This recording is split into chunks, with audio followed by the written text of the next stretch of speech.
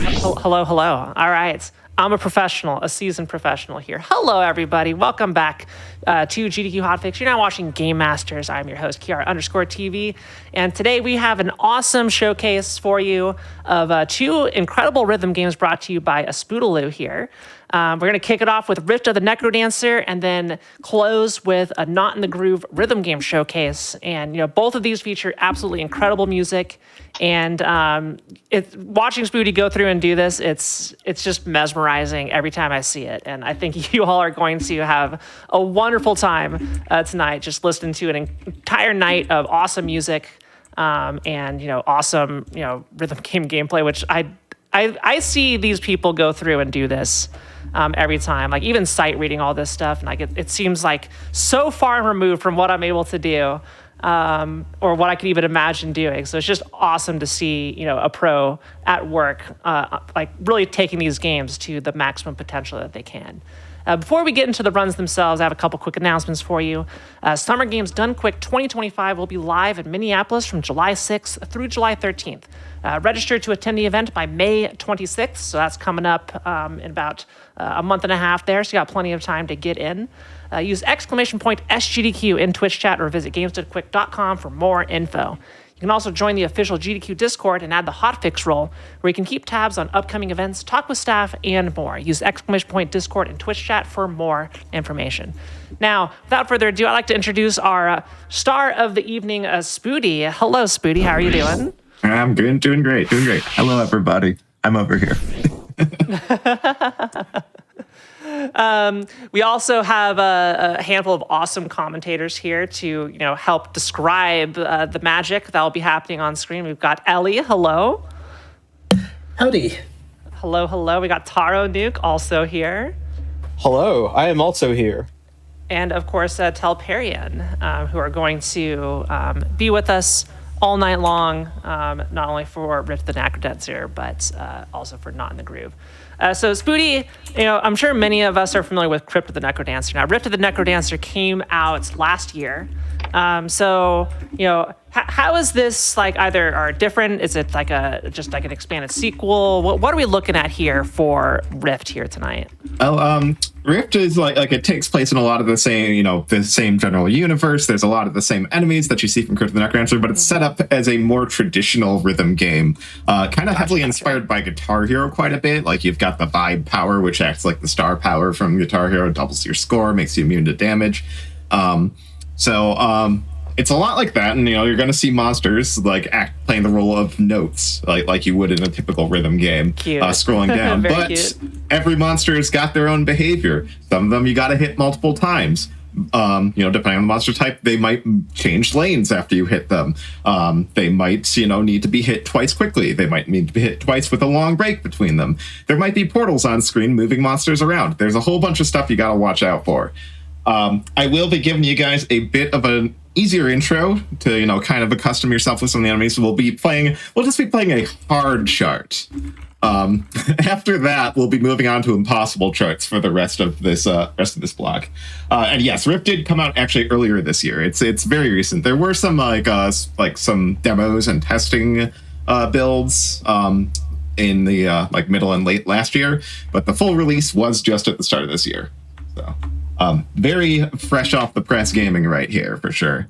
But yeah, with that, I think we can go ahead and get started with our first song here. Okay. Which I'm actually going to start off. It really does look like a Guitar Hero type thing. Yeah, you're right. We're going to start off. There's something that came out super recently. Is the Celeste DLC. So we're going to start off with the hard chart here to the Danny Baranowski remix of Resurrections. Okay, I'm sure there's a lot of Celeste fans in the audience who are going to love this. Oh, for sure. And we will be back to the Celeste DLC towards the end of the set list for reasons I'll explain later. So, yeah, you'll get introduced to a lot of the enemies. Like we got the worms that are the holds here. The skeletons are one of your basic single-hit enemies. And yeah, I am playing on a Sound Voltex controller here. I love the big, chunky, clacky buttons. Gotta have the big buttons. Went a little early there, but you can play this on keyboard or with controller. There's plenty of ways to play the game. And in fact, the Switch version just came out recently, so So you might notice that there's like different shaped shadows beneath the enemies. That indicates the timings. The circular shadows are on the downbeats. The diamond ones are like on eighth notes, and the starburst ones are any other timing. Okay, I'm gonna focus a bit here. I hear a lot of button clasps. You must be hitting these twice in a row, right? Yeah, so the shield is pretty much a type of enemy that you have to hit twice. Once you hit it once with the shield, it bounces back, and... Yeah, but then these winged ones look like they're skipping spots, too. Oh, yeah. The bats... I actually thought this was random when I saw it for the first time, but no. The direction the bat is facing actually determines where it moves once hit. So you have to... There's some crazy read-ahead going on there.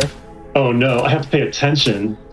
There's portals. Oh, they got portals in this thing. Yeah, the portal Spoody mentioned at the beginning there, they just teleport. Kind of like a hidden, sudden, funny gimmick that we might see later in NotITG. There's a few visual gimmicks here. Yeah, we have some different types of enemies. We have the worms that we opened up with as holds.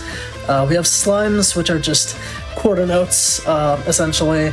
We have bats, which take, I think, a minimum of 2 hits, and depending on their color, they behave a little bit differently. The blue ones are the most basic. We have skeletons, and we have the harpies as well that move 2 tiles per beat. And then we have food as well, just to help out with health if you manage to miss an enemy. If it goes past essentially what are the receptors at the bottom, you lose health at the bottom left. As you can see, we have 10 total. And I believe if we reach 0, then we just immediately fail out of the song. Yeah. Can confirm, I tried a couple charts on medium the other day, and I was getting pretty waxed. So I'm already struggling to keep up with this. I have to say, though, my favorite enemy is probably the piece of cheese. Just take a bite. Just take a couple bites. I really love the way like portals are used at some point for visual flair in this chart. But yeah, it's really polished looking. Yeah, no, this chart's super nice. But pretty tough. Like this last DLC does not mess around with difficulty. There's a lot of really tricky stuff in this pack. More on that later. There was a bunch of situations where like 3 distinct monsters were coming at the same row, and I was like, I have absolutely no idea what's going to happen here.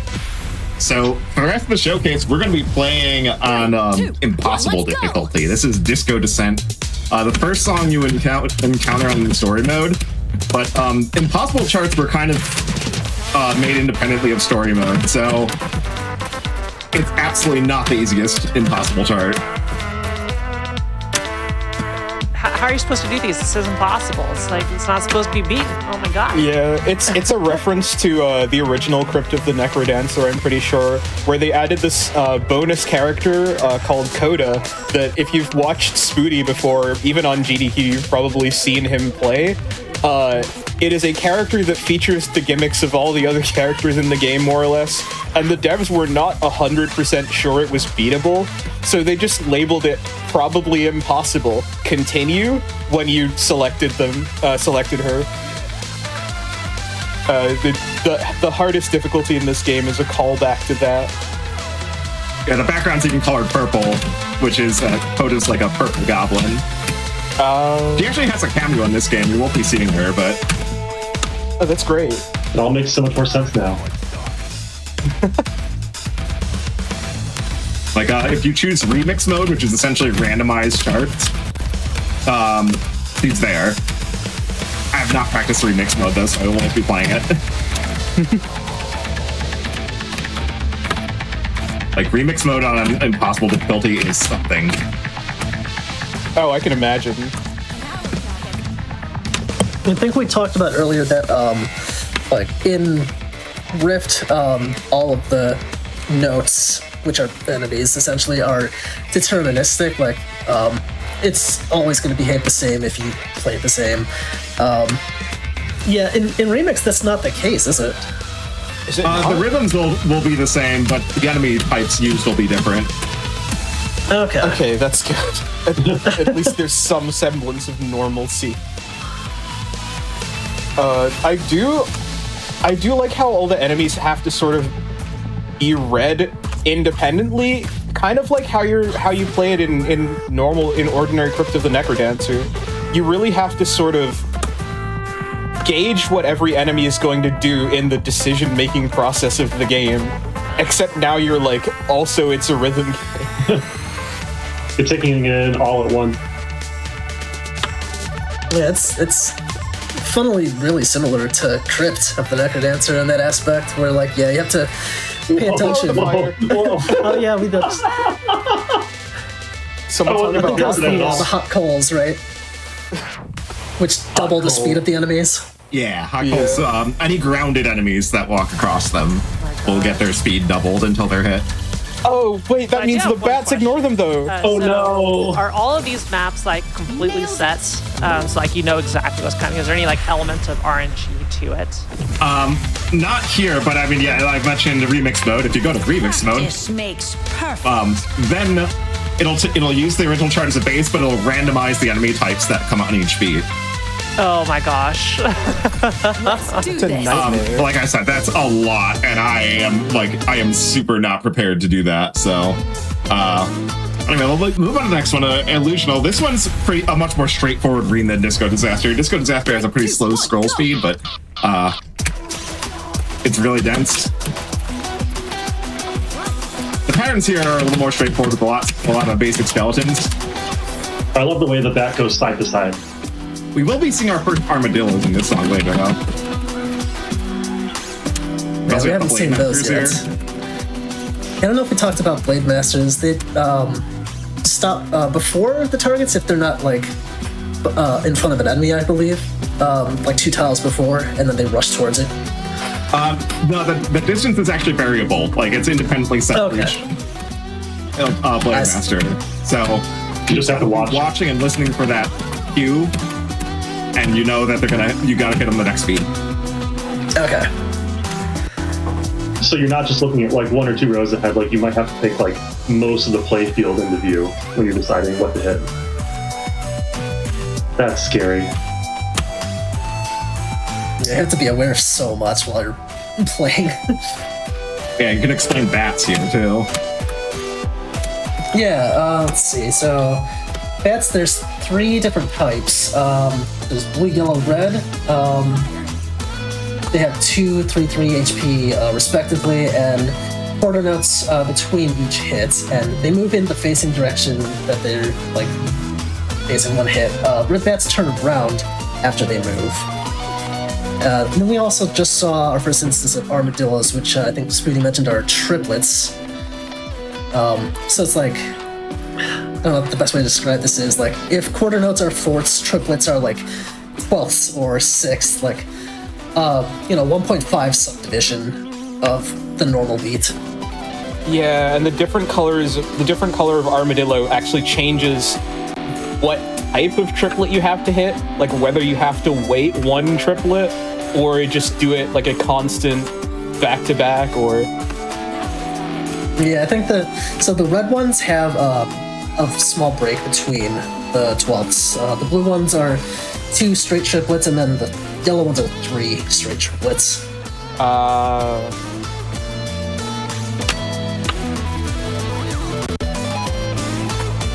It's Very more tough than I pattern can. there. It's more than I can process right now. It's so much. It is mesmerizing to watch, though. It is. I can deal with the skeletons, I can deal with the Blade Master, but if you add an armadillo at the same time, it's just over. Win! Yeah, let's go. Good job. GG. I guess also worth noting is that, like, yeah, we kind of rushed into impossible difficulty charts after the first chart, but, I mean, like pretty much every rhythm game, we have multiple difficulties per song, and, there's definitely a easy baseline to go off of so that you, like, have a difficulty curve leading up. Yeah. It's our first instance of arrow traps here, which delay enemies as they really move funny. towards. Oh no! What is I don't like this? these question marks. Looks like mystery traps that change the enemies into something that you can't determine what it is anymore. But if you look during like at the back before they hit the trap, it looks like you can see what type of enemy it is. So you kind of have to go based off of that. Oh boy! Or you can just react on the fly as well. I'm sure. But that's really mean, though. I don't think my fly reacts that fast. I got one of those slow flies. Although there is something to be said for like looking ahead and then kind of remembering what's up there. It's like that's a pretty classic skill in rhythm games called chunking. Yeah. We'll see that pop up a lot, and then not in the groove section as well. But We will. this seems so much harder to activate with all the stuff that's going on right now. I love The the apple portals just there does making the wanna- apple run away from you, yeah. Yeah. Eating an apple a day in hopes it'll keep a whole lot more than just the doctor away. No, I think the apple is being kept away here. Eat the apple to keep the apple away. I don't know if that's how that works, but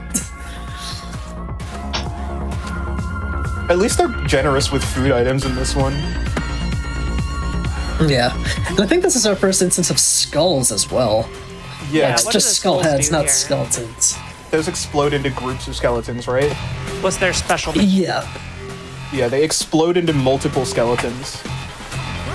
It's pretty much like how they work in Crypt of the NecroDancer, where once you hit the skull, it splits off into different skulls. I think in this instance, only 2 instead of 3. That is fair. Thank goodness. And I think it depends on the color of the skull, which like how it behaves after it gets hit. And yeah, there's white, red, blue, 1, 2, 2 HP, respectively. They all break into 2 skeletons on the same lane and the lane away from the facing direction. And then also the red skull moves in the facing direction on the first hit. So many things to remember. I think Yeah, that's this is- zombies too. Those are new, right? Oh, that's right. Yeah, the Yeah. zombies move horizontally as they move down. Yeah. And the red ones warp to the other side, is that correct? And the green ones don't? I believe so, yeah. I feel Another like we're apple up just to, like, running away from us. I feel like we're up to like 20 or 30 different things already. Yeah, it really is just a game where they put all of Crypt of the NecroDancer into a VSRG, vertically scrolling rhythm game. Like the first time But now I we saw have this, I timing was like, windows. yeah. I was like, only 3 lanes. How hard could it be? And then I realized I'd have to like keep an entire Pokédex in my mind. Yeah. Yeah, it's not just like the same notes. It's like, oh, you got 15 notes. And they all do their own things. And then they go faster, then slower, then they go invisible, and then... oh. My mind is breaking just looking at this. You know what my brain is doing? The little bop that they do is so satisfying. Like, I just am zeroing in on them, just like bouncing. I'm kind of like bouncing in my chair with them. It's just a very satisfying animation to look at. The animation work in this game is incredible. Oh, yeah. 3, 2, 1, go! It's very this looks like eerie, me. yeah. Oh, the Let's low see. BPM, high density. Yeah, plenty of hot colds here. So this is Amalgamaniac. So I think this one is going to have lots of short 16th bursts, lots of offbeat rhythms. So it's like very bursty. You have to really pay attention to like the density in some of these characters, or the enemies rather. And also looking at their shadows really closely. Yes. Those zombies perfectly avoiding the hot cold just to make you nervous about it. The way all the things interact with the different elements as well, and some things avoid them. Like you have to be paying attention to the fact that the bats are not going to be affected by the coals regardless because they're flying. Right. Actually, the dragon doesn't get affected by the coals either. That's just a thing you have to remember. Dragons are maybe a fire type dragon. I suppose. Type immune. So I mentioned timing windows earlier. How many timing windows do we got here? So it's perfect, great, good, okay, miss, I believe, are the judgments. Sounds correct. I see an We also have LE as well. Yeah. Hey, that's me. Yeah. L and E stand for like late and early. So you can kind of gauge where you are in the timing window, at least for like perfects. And I believe if there's no prefix letter for L or E, you just hit it like basically in the middle of the window, so you're fine. You don't have to adjust. Do we know how big the windows are in this game? I'm trying to remember. I want to say perfect's around 30, but there are milliseconds, right? yeah, there are hidden better than perfect windows, Okay. which get as small as 9. Oh, wow. 9 mil. 9. 9 milliseconds. Yeah, if you look really closely, you might see occasionally when I hit perfects that there's like a little sparkle effect on the target. That's what that's like Yeah, a I critical just see perfect. And that gives you like an extra flat 2 points on the note, unaffected by multiplier. Okay. Oh, wow. Spoody, how the heck are you talking while doing this? I also have that question. Spoody is just built different. He really is. I feel like I watch Spoody play most things and think, how is he doing that? It's like not even just rhythm games, it's just most things. For reference, by the way, 9 milliseconds at 60 FPS is about half a frame. Yeah, it's a little bit more than half of 1 frame. GG's. Spoody, I have a question here. First of all, that song was a heck of a bop. So you have a sound Voltex controller here that I'm familiar with. I've used these before. How the heck did you get this working with this game? Just using joy to key. Like it's actually pretty straightforward. It does have that. Okay, I didn't know how these things work or where you even got this. I can even forego joy to key. Like this has a few boot modes you can go into as you plug the controller in by holding start and A, B, or C, and one of them is to just convert all the inputs to keyboard inputs. Like I could just use that, but the native mode works better for like actual sound Voltex. I almost reached for the knob to try and scroll through this. This doesn't sound Voltex. I can't do that. I believe Overthinker was the next thing on my list, right? Yeah. Okay. This one's got a spicy ending that gives it this 28 rating we're seeing here. You'll see when we get there. It's fun. 28 out of, I believe, 30 is... Yeah. Oh, they go up to 30 now, do they? Oh my god. Oh yeah, you can explain the fourth button here. Yeah, I was gonna mention that. So we have the 3, columns here that you can map. Spoody's using, I think, the A, B, and C button respectively, left to right. We also have a 4th button that you can map that essentially acts as you hit all 3 of the column buttons. So instead of having to hit 3 buttons, you can just hit that 4th one instead. Makes sense. Worth noting, though, that there has to be an enemy on all 3 lanes, or it does nothing. Okay. That's a little bit of anti-mash prevention.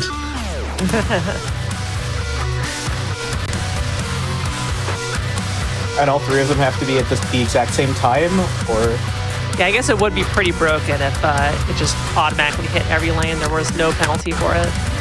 Yeah, but if they were slightly off, is there a little bit of leniency there? Actually, is there a penalty? It's like if you just hit one of the directions while there's no enemy there, is it going to hurt you or count against you? Yes. So what it does, if you hit too many keys where there's no enemy, it actually locks the lane out. Which stops you from inputting at all there for a little bit. Yeah, so you gotta be really mindful of not overhitting and just trying to cheese mash through. Unless you're trying to hit cheese. Oh, yeah. Like literal cheese scrolling down the playfield. Oh, yes. Oh, these zombies mixed with the course. skeletons. Oh no. That's such a cool looking pattern.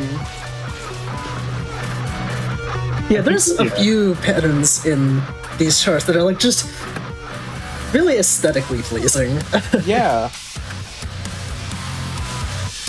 Yeah, they definitely really make use of like all the different types of character movements that they have available.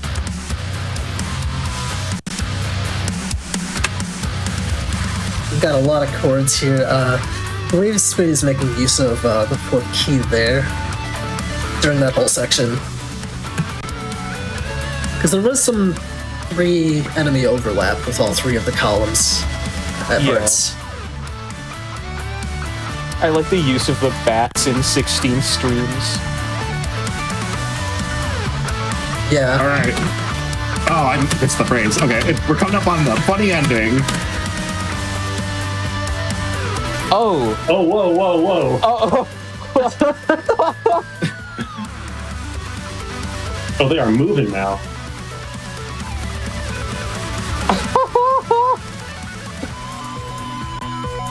I think the BPM just doubled for that section, actually. Yeah.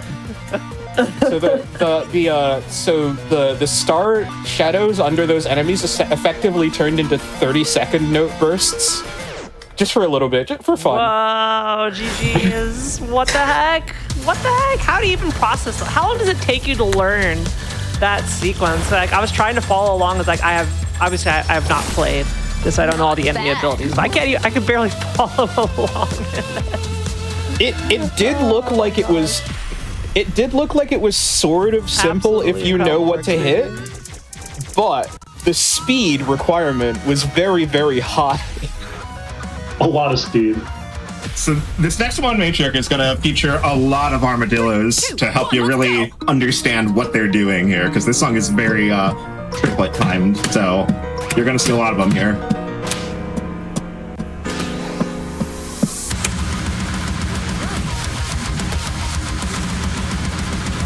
Yeah, it's nothing but armadillos here. Oh no, the trap. Oh, it's just the trap Just kidding. did nothing. Oh, it's a prank. I It's love it April when rhythm Fools. games do that. It is April Fools. Yeah. Nothing but bops. Yeah, this game's music is absolutely incredible. I also really like all the character designs. Oh yeah. From the main characters to the antagonists to all the enemies, really nice. everything. Yeah, I guess this is a new perspective on the enemies too, right? So it's like in original Crypt of the NecroDancer, you see them from a different viewpoint. Yeah. Yeah. In Crypt, it was just purely overhead.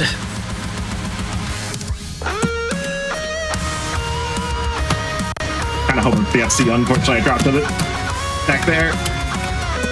I think if there's a song I was going to FC today, it was probably going to be this one, but It's the way those zombies all come in, you have to sort of parse them like mods almost. You have to read where they're going to be rather than where they are. And tilt your head sideways and hope that you're right.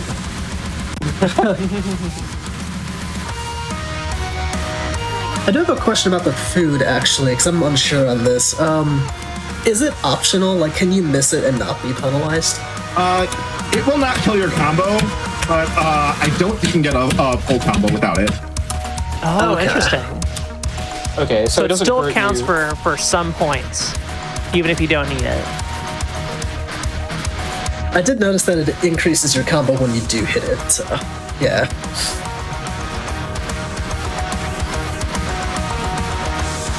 Oh, these traps.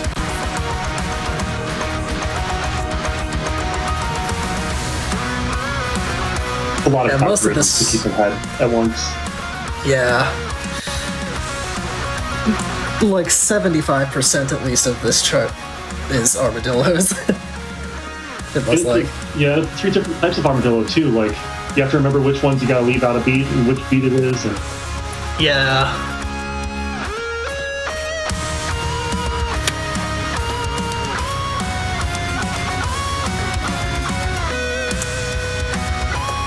I really like the use of heartbeats to like accent those 1 beat late crashes. Yeah. There's something to be said about like rhythm game charting that like really synergizes with the song. Yeah, like you want that highlight to feel good. It's nice to see that they've really captured that here too. Like I think that's the thing that makes the rhythm game stick is like, do I feel like I did the music just now? Yeah. I think that's pretty much the number one thing that any rhythm game requires to have sauce. Because, like, you could chart the whole thing as skeletons if you wanted, I guess. Or except, well, not the music triplets, also is similar. True. Yeah, so, like, you could chart the whole thing using, like... Wow, look how happy you are. That's just one I did at least type, get an S+ on something today. Like, that's the highest rank you can get, letter-wise. Awesome. But in keeping with some Armadillo stuff, we're going to be playing Cryptek, which is very Armadillo heavy as well. 3, 2, Actually, 1, let's hadn't rock. played this before today. I decided to add it to the set list today. heck yeah. They got this the is our- fast food artist, the fast food Yeah. employee NecroDancer. Yeah, I think this is our first appearance of the NecroDancer himself. I can't get over the beard and a hairnet.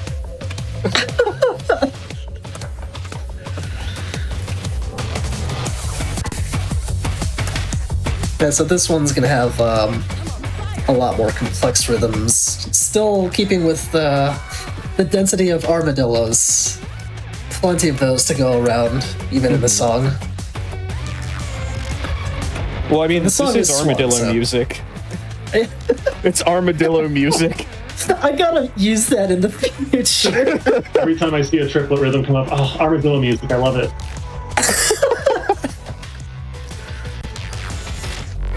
Honestly, that wouldn't be necessarily a bad thing to catch on. Like, Yeah. No, rhythm it's gamers great. don't always have the best music theory background and vice versa. So, like, describing triplets or triple to people is complicated. So, if I could just say, oh, it's just armadillo music, everybody would know what I mean right off the bat. No misunderstandings. Right off the armadillo. Bats are a different enemy. Right off the armadillo's back.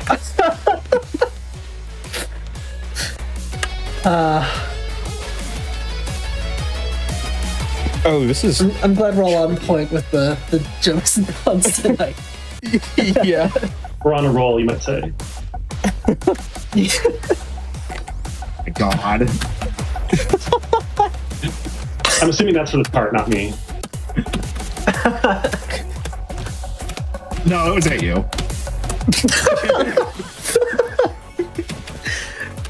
Well, fair enough.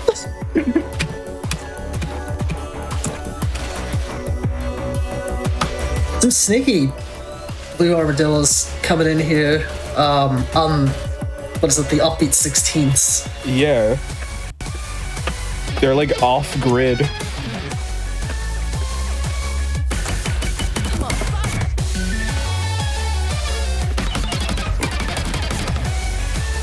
Got some skulls coming up just to make full rows here. It I almost really feels like how great it- with everything else. This game can So even hard make... to hit. This game can even make really low BPMs extremely threatening. Oh yeah. There's just so much on screen at once, and you have to pay attention.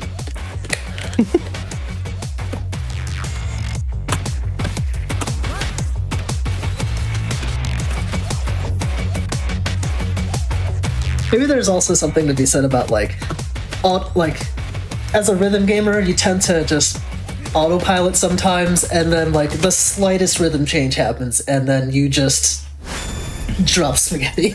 Yeah. Undoubtedly.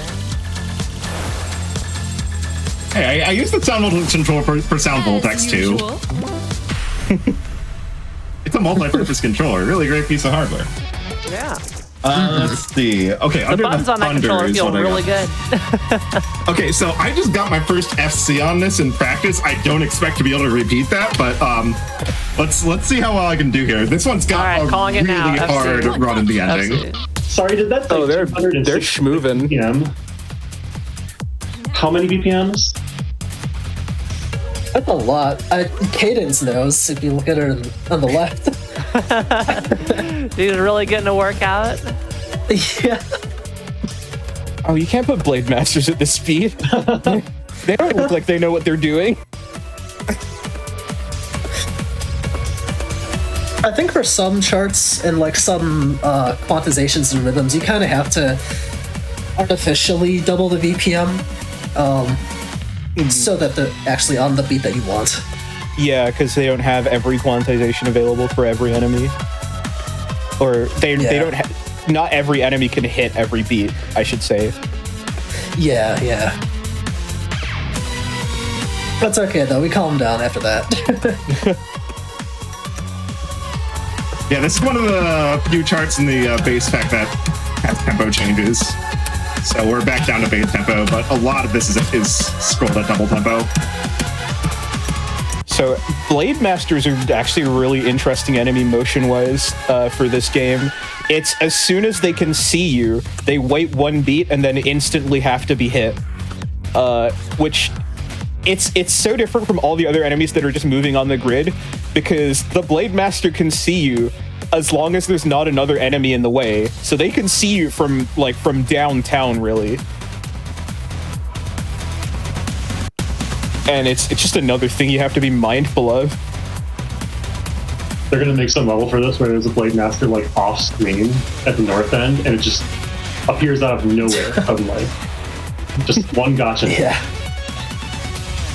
We're back up to double tempo as well. Yeah, it looks like 4 tiles away they can see you from. But you also have to factor in, like, if there's another enemy in the way, it changes how far they can see.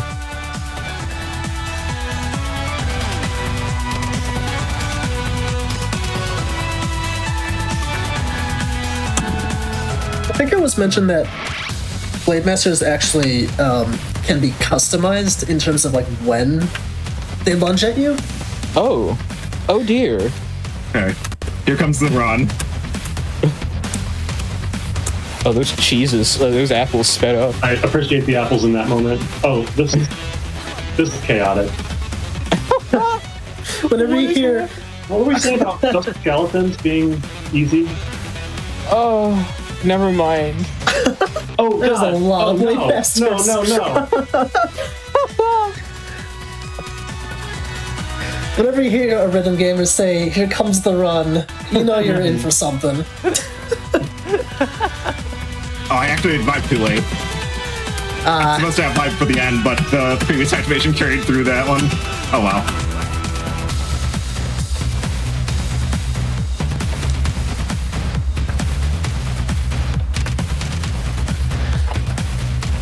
I'm kind of on the end of the song here. Mostly just white skeletons, it looks like, and skulls.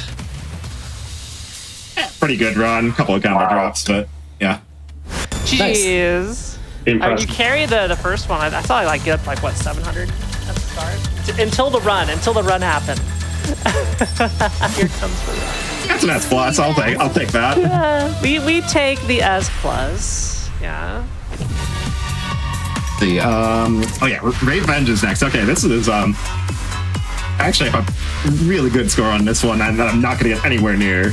Yeah, is that when I see 3rd place global? Like, yeah, that's correct. It was pretty good. It was a full combo with 7 greats. Whew. That said, like I'm like kind of trying to pay attention to commentary, so my accuracy is not all the way dialed in. Hey, I'm amazed at all you can handle anything with us yapping in the background. So this one, whole one scrolls at double tempo, so everyone's gonna be vibing like this the whole song.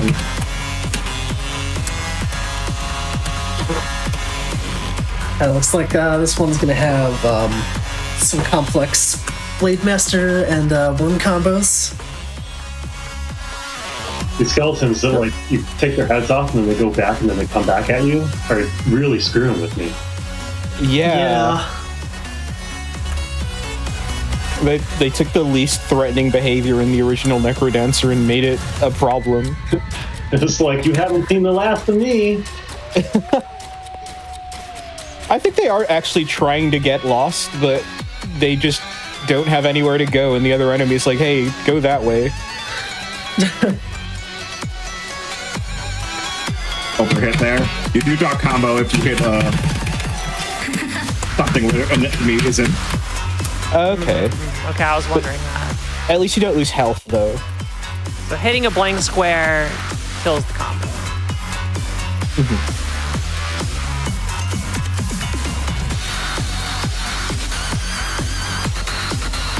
I guess it's kind of like Guitar Hero in that sense, where like if you strum where there's not a note, you get penalized for it. But yeah, It makes sense. thankfully not losing a life over it. It sounds like. Apple jump The scare. troll apple. Oh no! Very You funny. just crushed apples. Yes. This trophy has some mean portal usage. Maybe it's just April Fool's Day. True. Those red bats are really tricky with the worms.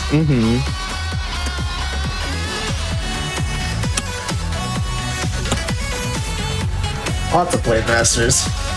Oh, lots of blade yeah. masters here. Wow. Yeah.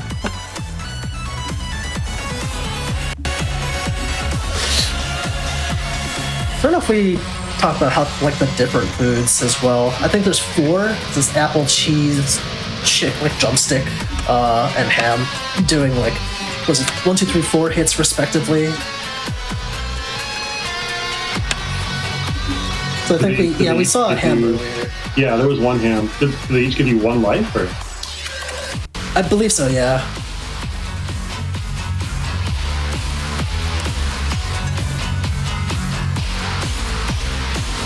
I do like how the food just acts as a little bit of a breather, just like, oh, thank goodness, I can get some life back if I I got these guys mess up stuck in these some portals. Oh no! Got in the portal. Free them! All they want to do is leave. That was an okay run on that. Nice. It looked really good to me. Alright, yeah, we're already most of the way. Oh, I even got the ones on that. Another Okay, I'll take that. slug. You got the rainbow and Nice. everything.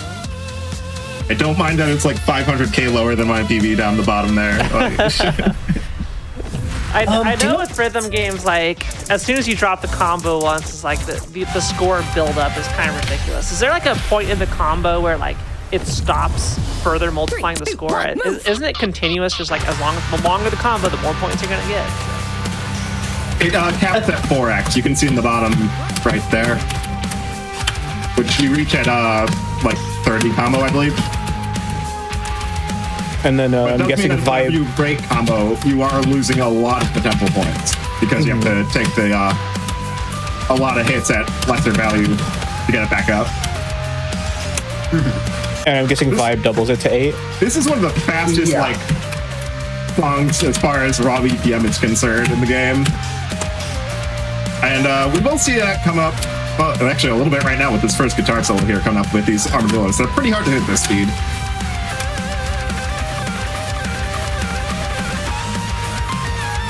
I do remember you grinding this whole part out like a month ago. Oh no. Knowing what you have to do to hit those armadillos, especially with mixed colors at this speed, Oh my god. it's like a lot more terrifying than it looks at first. Where all the sound voltex training comes in handy because you can do like those overhanded chord stuff. Oh yeah. The cross training effect's real.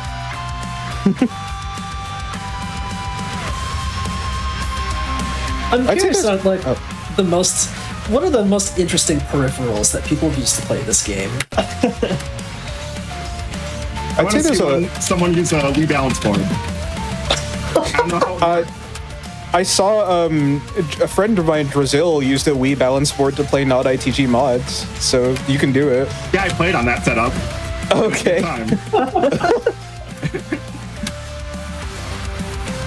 Coming up on the second guitar solo here, which has some very bad patterns.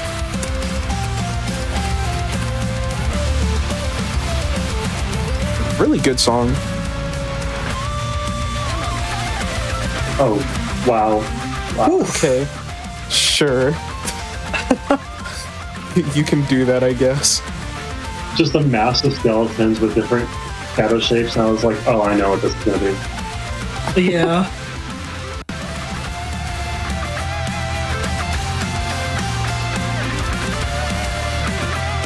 They're skeletons. I think. They're pretty scary. I got to the point where as soon as I see a lot of skeletons on screen, I get scared. Oh, that looked fun. Blade Master chords. Don't mean to scare you, but there's a skeleton inside of you right now. No. No. What? No. I'm gonna have to check that later. Ah! Does he have one shield or two? Only on DVR pad. I have played this on DVR pad too. I can't quite say I recommend it, at least not an impossible level, but. Oh wait, no, don't. A DDR pad. Oh my goodness, why? It does why kind do of you look like a do dance this? game. What went through your brain to say I'm gonna go do this for this game? Anyway, as we go get to our next song, I want to remind everybody, if you missed out on any of our Hotfix shows or events like Back to Black and Frost Metallic, check out the VODs on games or youtube.com/GamesDoneQuick. They all go up there after a short period of time for your viewing pleasure whenever you want. So, be sure to. So we're about to go over into there, subscribe. I have to go into what is the hardest chart in the Like Game base Masters game. episodes, yeah. You'll note the intensity 30. We commented earlier that the difficulty scale caps out at 30. You know, as we're coming up at the end of this showcase, figure we'll give Necrosonautica a go. Until recently, more on that later, 3, in a moment. 1, fight! This was the hardest chart in the game. Until okay, all right, yeah. Good luck.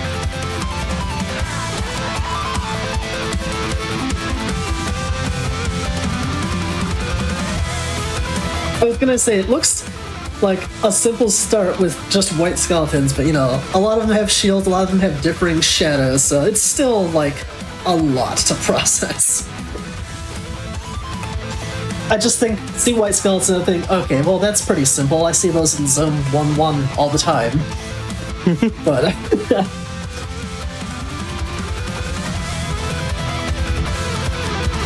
all those like disjointed skeletons that have the two shields, making like a 16th note burst.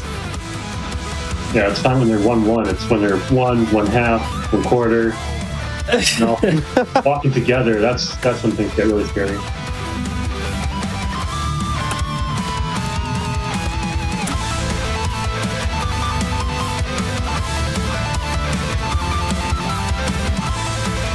Lots of interesting 1-button, 2-button chords there.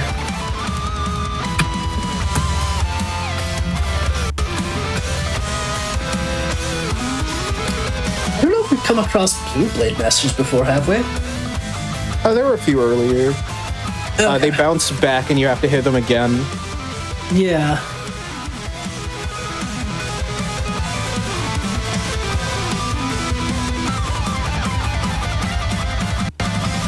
So many Pretty good run of skeletons. this. A little bit of a break, thank goodness. Yeah.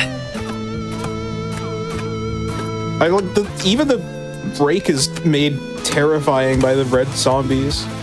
Yeah, so like less intensity, but way more attention.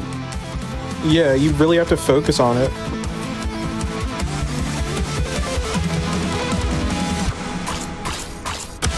Oh, thank goodness for those apples right then.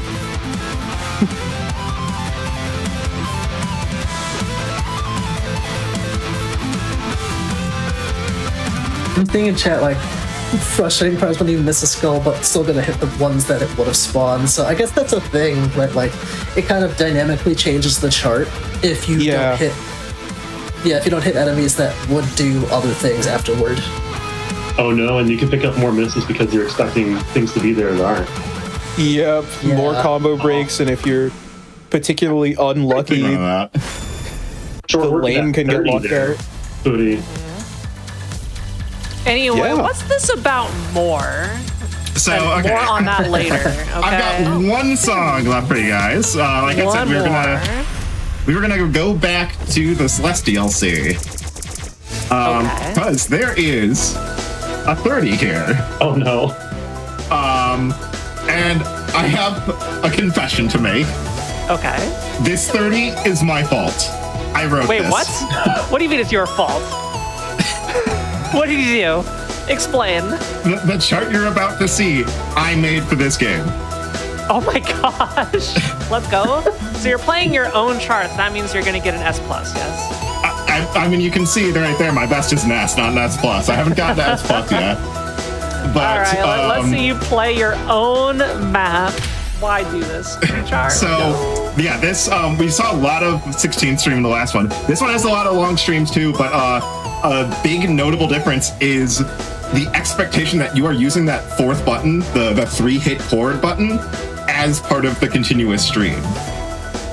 It breaks a lot of people's brains. And a lot of people are saying this chart is like, it should be rated like a 33, you know. That's excellent. This is extraordinarily on brand for Studi, by the way. Like, back in the group technical atmosphere, Studi introduced a lot of new for the time techniques when nobody was messing with them at the time. And new game, new Studi tech, apparently. Yeah. It's like now we have brackets in Rift of the NecroDancer. You're right. It It is brackets. I see it. I gotta get Spoody to chart for one of my games. Oh, this is so good. You can so clearly see them too. It's just It's like the row of 3 great. slimes. Yeah, the readability is really good too.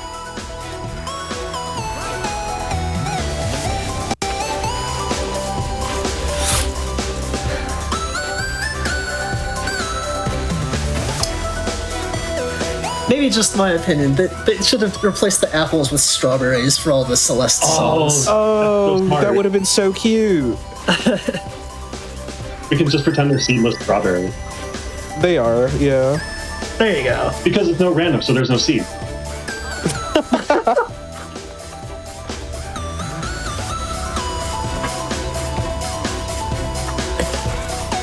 The way the zombie's getting bounced by the worm is very, this is mean.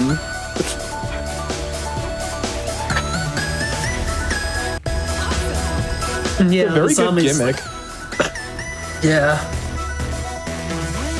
It's great where they just like have nowhere to go or just like skip a column because like there's something else, usually a worm, Yeah. blocking it. And yeah, here we go again. It looks like with the fourth button. Yeah. It's so cool to see that pattern work. Yeah. Well, that's what good charting is in rhythm games. You have like a good idea and then you roll with it and you build on it over the course of the chart. That's game design. That's game design, baby. It's always so exciting when like new meta for a rhythm game drops and people start to Absolutely. understand it. It always goes through stages too. It's like the first time it shows up, people are like, no, I don't know what's going on. I reject this. And They you get, hated him because he told the truth. you know, and for every technique, there's a player out there that's just like, actually, I love this. And I'm gonna legitimize it and make it like show why it's possible. And then people start to be like, okay, I can probably do that too. There we go. Kind of went way early at the end there, but like that was a pretty good run of that. Yeah, GG. Nice work. Is that time then? Well, that's it. Yeah, that's it for Rift of the NecroDancer. GG. Yeah, managed to get the Well S, so done. we'll take it. We'll take it. And that That's would still be, an you know, S. that's fourth place on the leaderboards. You know, You just got a Yeah, fourth nice. place just right now. What? a lot of people still got to work out how to process this chart. Like, my tip for anyone who's struggling with this chart, you gotta focus your shift where you're keeping your eyes further up in the playfield. A lot of Rift, you can kind of like look very close to the targets. For those runs, it really helps if you look ahead. So that you can see like the bats and their orientation a little bit ahead of time. If you're trying to react to them as they reach the targets, you're gonna have a bad time. But and there is Nichibe here. I think like the day after the DLC dropped through this FC on the leaderboards, and no one else has touched that. Touched him yet. So Nichibe not a single like, other person on the planet has gotten a full clear. Yeah, full just combo, I guess. Yeah, just almost a Nichibe. full million above. A full million. Jeez. And yeah, I think Bun and Karam there do have the S+, but yeah, it's tough. I kind of went in this, when I was asked to chart this, like I was thinking, Celeste is has a theme about climbing mountains, and taking on challenges. I figured let's make something, make a bit of a mountain to climb here. And, it's so exciting to see, Nichibe and a bunch of others, take that on and just blow my expectations out of the water, really. Yeah, it's so I can't believe you have your own map in here, your own song map. It's so cool that you are part of the game. Like that's awesome. That's so cool, Speedy. Congratulations on pulling this off.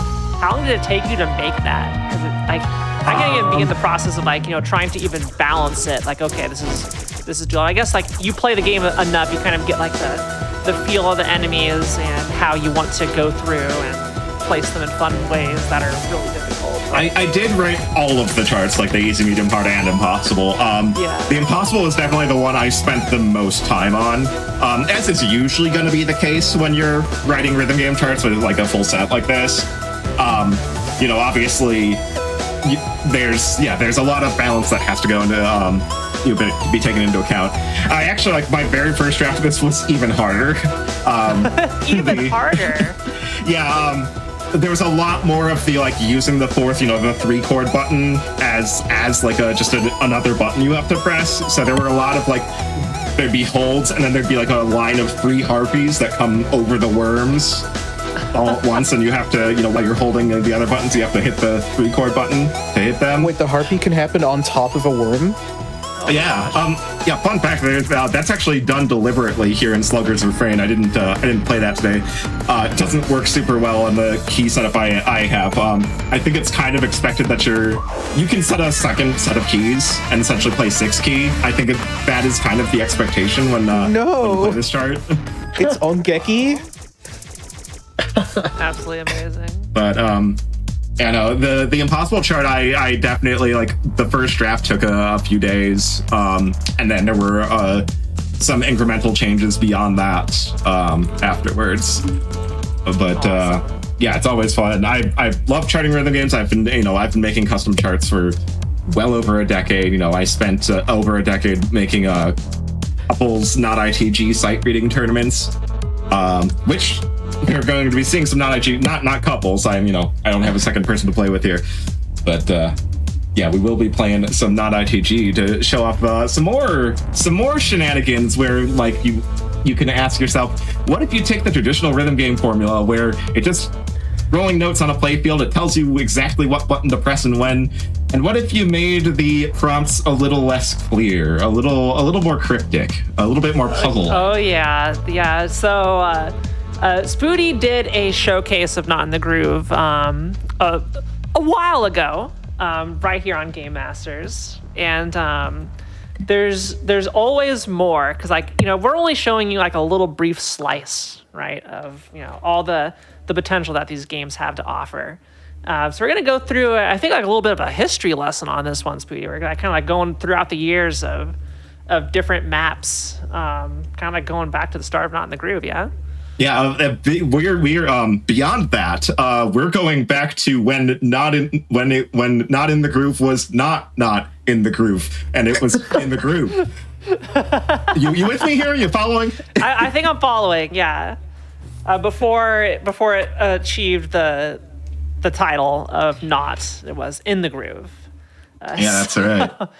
Anyway, we got to go into a break here so Spoody can get set up for this. But there's a reason we did Rift first, is because this is, you're using your hands. It's by no means easy.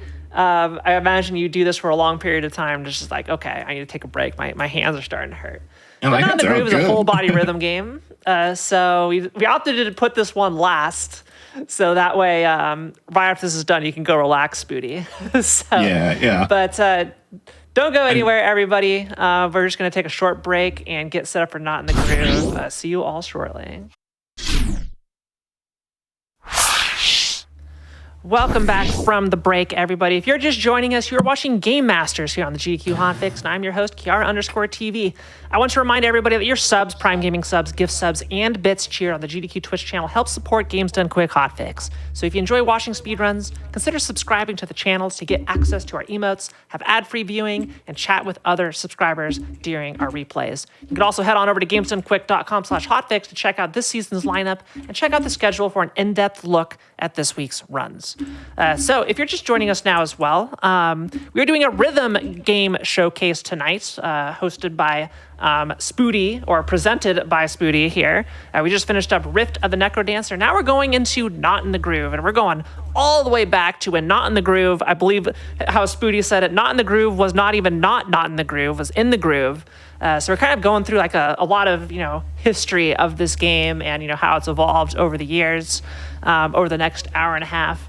And Spoody, good luck on this. I don't know how you have the endurance to handle this all at once, but I'm sure it's going to be amazing. So thanks for coming on and showcasing this. It's going to be awesome, chat. For introducing us. We're going to be playing Not in the Groove, but also kind of time travel a bit to not in the groove when it was just in the groove. Anyone who's not super versed in their dance game lore, Dance Dance Revolution originally kind of hit an end point where they kind of implied they weren't going to make any more games after DDR Extreme back in the early to mid 2000s. And some people in the States were like, well, this sucks. We want more dance games. And so they made In the Groove, based using Stepmania as the engine, which is kind of the DDR simulator. And they started making, conversion kits to change existing DDR cabinets into In the Groove cabinets. After a long hiatus, Konami said, oh, actually, we're not done making DDR, and made DDR Supernova, and then said, and by the way, these guys are infringing on our patents. So they snapped up the rights to In the Groove and threw it in the trash, pretty much, and that's where In the Groove officially died back in, I believe that was 2006. Of course. But since the cabinets were just running Stepmania, it was pretty trivial to, if you had an existing In the Groove cabinet, to just update the song folders and the course folders and put your own custom content in it. And Not in the Groove kind of eventually evolved out of people really playing with marathons, which is where you could have scripted mod attacks, and evolve from there. And so eventually, people who really love the mod stuff, developed further, made it branch out beyond the built-in scripting that you could find in the original Stepmania version used at the time, and we eventually ended up with Not in the Groove, which I have one of the developers of Not in the Groove in the commentary booth with me here, Taronik. Yo, that's me. Yeah, that is you. But anyway, let's start getting over to where we're gonna start. We're gonna take you all the way back to the past to 2006. Whoa, that's so In the Groove 2 was still legal and officially alive. So back then, mod files were only in the context of horses, of marathons.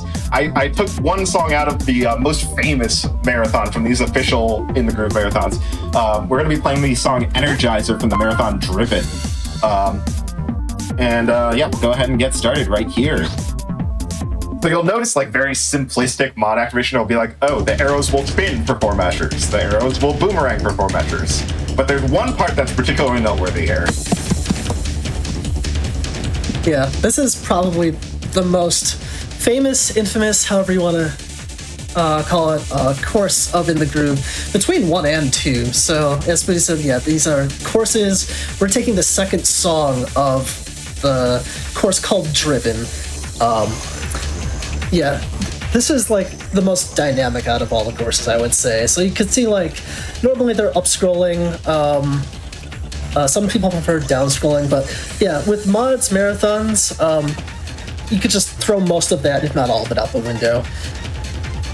So here, yeah, coming up, we're at the slowdown where we come to what we like to call the driven drop, where the receptors normally, which are stationary, go towards the notes instead of the notes going towards the receptors. Oh no.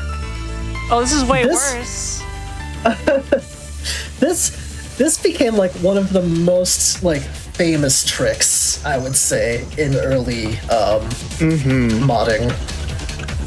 It's like a mind-blowing effect, especially for the time. I mean, like, if it's your first time seeing it, it's probably still mind-blowing. Like, that's how influential it was. Oh, yeah. We had a lot of fun just expanding on this idea. We had a lot of fun, like, figuring out what combinations did what back in the day. It was a really, like, back when it was like a Wild West, we were just throwing stuff at a wall and seeing what made cool things happen. Oh, yeah. That's just like a simple taste of, what's to come. That was, official content back in ITG 2. I think that is the only official content we're going to have. Yeah, this is where people, like, this came out a little bit after ITG officially died, I believe.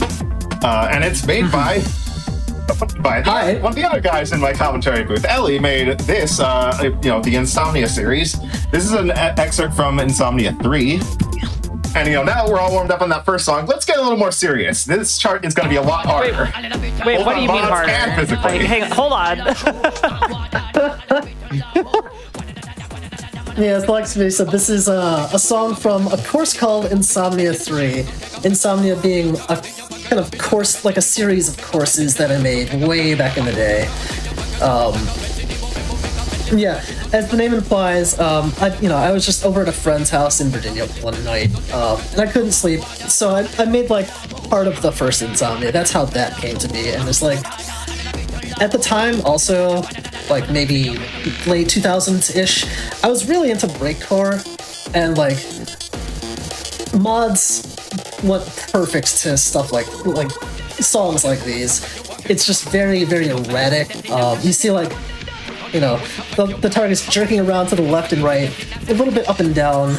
It's very like sharp transitions from like your normal mods to your normal, reading to whatever else is going on. Yeah, it seems like that's one of the biggest reference points of contrast between the official mod courses and what you can see here. There's a lot of mods that are activated to emphasize like individual sounds in the music, as opposed to just like, oh, let's just make the arrows do this for 4 measures. There's a lot more like artistic sense into it. That makes sense? I feel like I have to bring up the fact that in old versions of Stepmania, it actually played a sound every time a mod activated. Yes. So it kind of doesn't go great with files like this that have sections that activate a single mod every frame.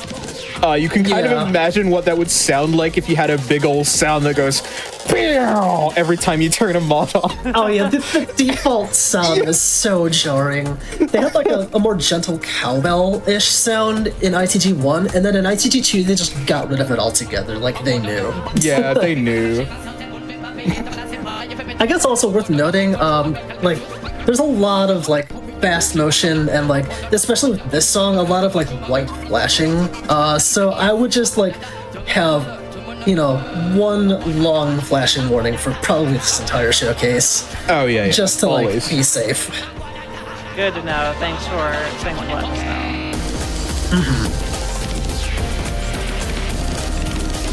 know. We're about. I don't think I mentioned, like, this is one of the longer songs as well. Like, this song specifically is 4.5 minutes long. That's, like, a little bit over twice as long as what we would call arcade length songs, which are about 2 minutes in length. That's, like, how you would see in most arcade rhythm games. Yeah, we have a nice stop here with, like, the arrows just kind of zoning out into space for a second.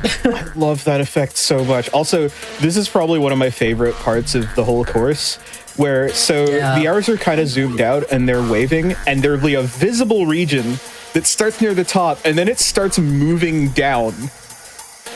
If you want to talk about that, Nick. Yeah, so you see it right now on the top. The arrows are like kind of slowing down at like the spot where they're at. You can see them. But yeah, now it's going down and up, and like the arrows stay stopped there. And pretty soon we're gonna see like a stop with Holt's just smacking us in the face for a second.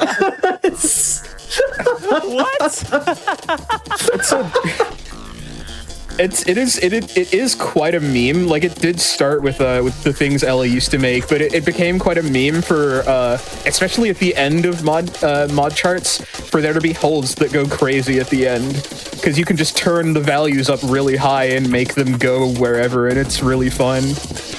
Yeah, and we saw a little bit ago with those like stuttering driven drops, just like the target's moving towards the notes at very like rapid pace. Yeah, we're about done here. Yeah, this is like one of the hardest like step charts, I would say, of the mod courses, or like you know the showcase that we're gonna see. The mods get Jeez, you know, I think we'll take that A-. Holy crap! Well done, Spoody. Okay, so we're gonna be able to move out of course mode here, because those old files still kind of need course mode where you have the course scripts, but more modern files did away with that. We're gonna move on to another file from Ellie. Most of the longer form boss songs I have towards the end of the showcase, but I had to put this one up front for the history tour. I love this. This is like one of the first mod files. Long intro, you just jump into it. Yeah. For me, this was one of the first mod files that I like experienced and was like, how are a bunch of arrows making me feel these emotions? They're just real quick, arrows. They're just real quick, arrows. F36 for the rendering stats. But no, they're more than arrows. There really is, like I said before, a whole lot of our like artisticness that goes into it. Yeah. I was really proud of this one. Like, this one is almost 7 minutes long. It's like 6 minutes 40 something. But like I made sure to like put so much love into all of it. And yeah, we can probably talk about just like the tournament series that I held. I used to hold a tournament at just like my local venue, arcade venue, called Windy Hates You, Windy being, you know, my old alias. This was the final song for Windy Hates You 5 ever. You know, I just loved doing funny meme titles for all of them, because, you know, just to have fun with it. But yeah, I hosted these for like almost a decade, and like, it was just so much fun. I wouldn't trade it for the world. I would do it all over again for sure. But yeah, we can just talk about like what is going on in this mod file, because there's a lot, but at the same time, like, I would say it's divided up into like major set pieces. So this one we're seeing is combining the playfields into like one wide area. So one playfield is down-scrolling, the other is up-scrolling, and the transparency and the colors change back and forth, so you're gonna have to do what's known as context switching. So like, now the colored arrows are going down, now the colored arrows are going up. You can read like either one, but like the one that's like transparent is gonna be a lot harder to read, so like kind of guide the player towards what they should be reading. So yeah, this next one's called like up and down column switching. Like, it just completely breaks the left down up right permutation that we all, you know and are used to with DDR and in the groove. And that's how you like look at patterns and just form patterns to step on. Also, I like that wide boy hold there. Yeah. Next we have this just like screen flipping, going back and forth. Screen's getting a little crooked. You know, imagine trying to adjust a picture frame, like hanging on your wall, but you just keep making it worse and worse each time. This would be the part that I would always fail when I was trying to pass this for the first time.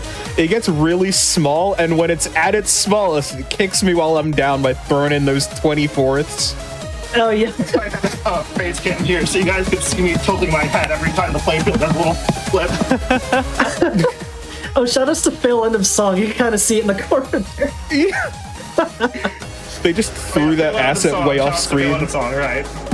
They threw that asset way off screen because they didn't think anyone would like see it, but Nick's out here making the screen really small, so there it is. I'm exposing the Wizard of Oz behind the curtain here. Yeah, now we have a little bit of a break, just going into like centered mode with compressing the columns just to the left and right.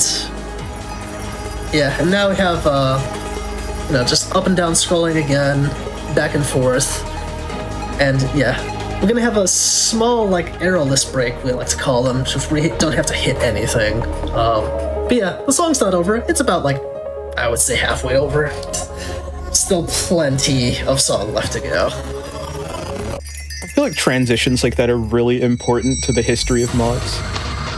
Oh yeah, like a good transition makes all the difference, and it makes mod files look buttery smooth. I would say that, like, oh, go ahead.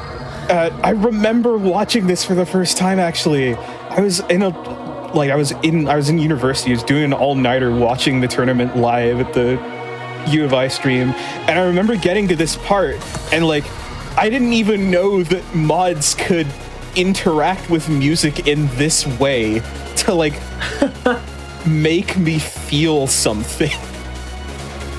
Yeah. Got a little bit of wag going on here. That's like one of my favorite ones to do, like with old, like, so to speak, old school style mods.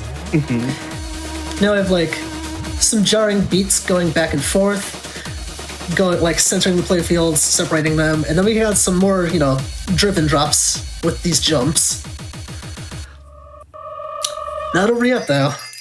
Song has like 7 fake endings. Yeah. Playing with perspective here a little bit, making it almost unreadable until it pulls itself back. Then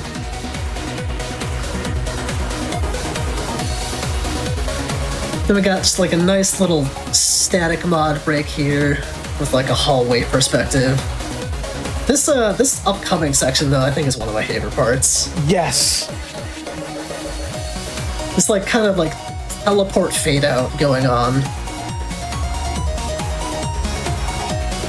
And like the arrows are completely invisible for a good portion of time. And then we have like this really cool driven drop where you have to short-term memorize like the bottom like of the sequence. And then we got a driven rise, doing the same thing but scrolling upwards. Hope you were paying attention while it faded out. Yeah.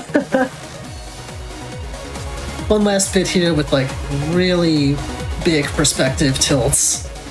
This is basically just like the victory lap outro at this point.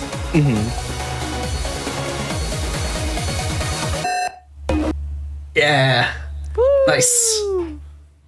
Normally I like to do a stylish little spin on that last hit, but shout outs to Telperion, who like jokingly said when I was gonna play this wearing headphones, "Oh, don't do any spins." Like, yeah.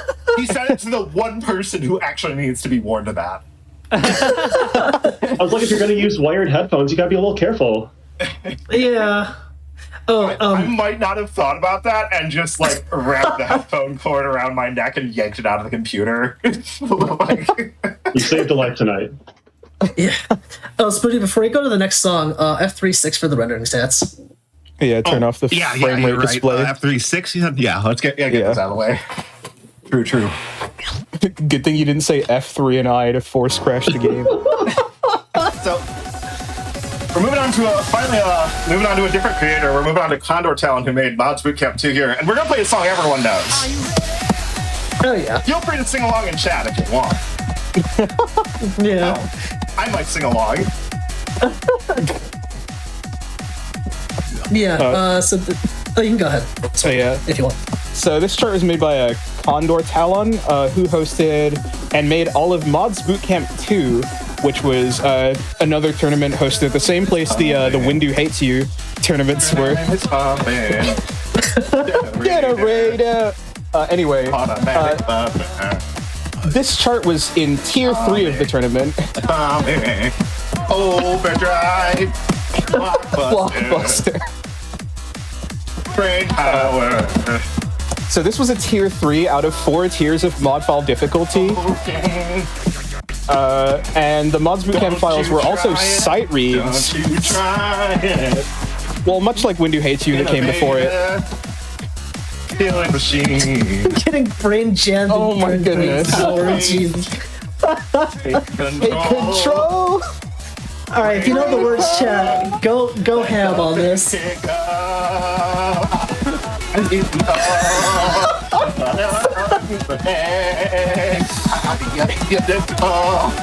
You know, we had notes for this file, but I don't say we had notes, but we had notes for this file, but I don't think they matter at this point. The part's made of notes. We're fine.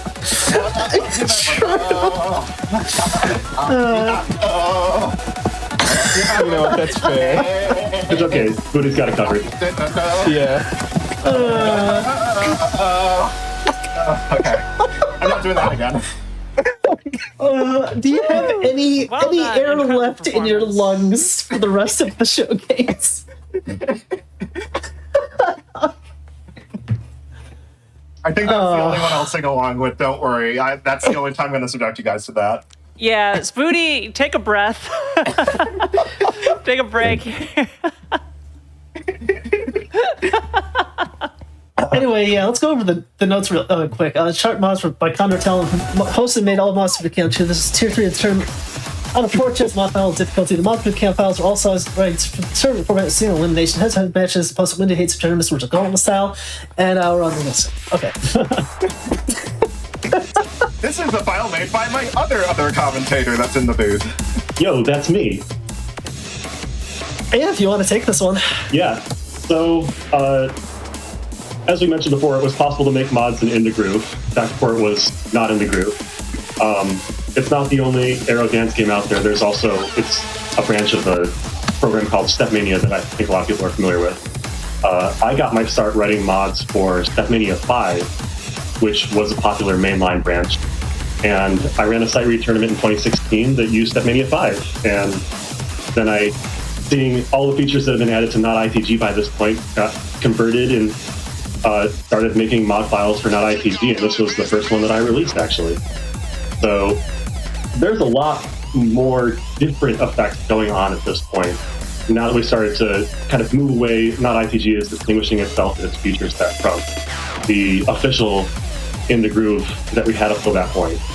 So arrows have lots of more complicated ways to move, more showy, more visual, and you can do some pretty crazy stuff.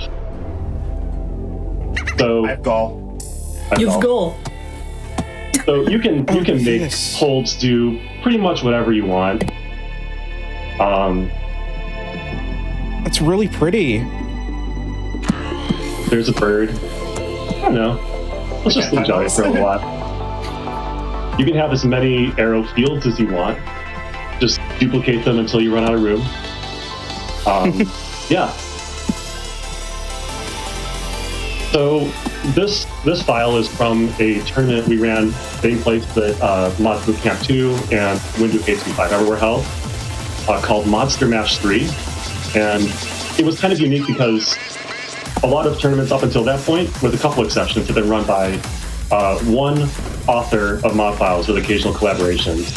Monster Mash 3 featured 6 authors, each with one representative file, and culminated in a 6-author collaboration file. Okay, ready to clap. Wait. Oh, where's the clap? I forgot. There it is. There we go. There it is. And each of these files kind of symbolize the concept of like having a character associated with each file came about from back in the roots of mods as a community. I think a lot of people were like fans of Toho, and each Toho boss has like a pattern and a song associated with them, and you kind of like fight them on screen. And so we had this period where like mods files had like a character that you would fight. So yeah, and the further on we go down the set list, the more visual aspects you'll begin to see as NotITG adds more and more features. Mm-hmm. Is turn the fan up to high. So this is a mod file. Don't blame you. Go for it. Yeah, I'll take it. So this is a mod file made by Soray for Mod Rush 2. So Mod Rush is a pretty cool concept that came about somewhat recently. Actually, you know what? It's not that recent. But it's more recent than the stuff we've seen so far, where it's formatted sort of like a game jam, where creators in the whole community had sort of 1 week, sometimes 2 weeks, to create a file, and then all the files get put into a pack, and then released, and then everyone gets to play it, and it's a lot of fun. But a lot of sort of creativity comes from, if you've ever been in a game jam before, you sort of have to come up with ways to do things quicker. And it's really impressive what people come up with. So we're starting to see mods looking a lot smoother here, utilizing eases. If you've ever done like any sort of graphics programming, you'll know about ease curves, where you take like a linear curve and make it smooth. All the motions are doing smooth things now instead of just moving linearly. We also have lots of unfocus my eyes during this section to follow the fast scrolling. Mm-hmm. It's kind of like a magic image, almost. But yeah, you're starting to see lots of impressive backgrounds come in as well. Like we got repeated textures, we got colors and gradients and paths behind the arrows. But yeah. It's crazy to me that this was made in like the space of a couple weeks. It took me so long to write my file, and by this point there's structure in the mod files, there's templates, people have started to come up with convention. Like the community is building on its own knowledge so much by this point. Mm-hmm. A lot of tools available to make things much faster than previously possible. All right.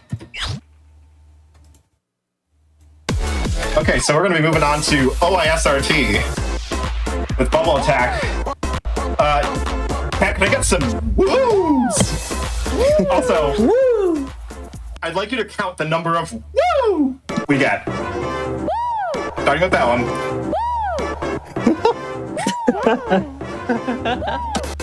Right, so this is from tournament called OISRT. Now, OISRT, it was also a jam, similar to the Mod Rush events we just talked about, this time in the form of a tournament.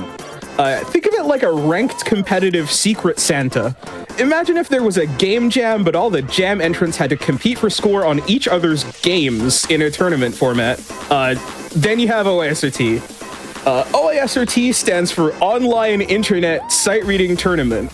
As the name implies, this was held online on the internet, where everyone can compete from the comfort of their own homes and personal setups, so keyboard and pad all welcome. This file was by Exschwagen. Shoutouts to Exschwagen, really good chart author appearing in multiple games like A Dance of Fire and Ice and Archaea. This file is all about context switching.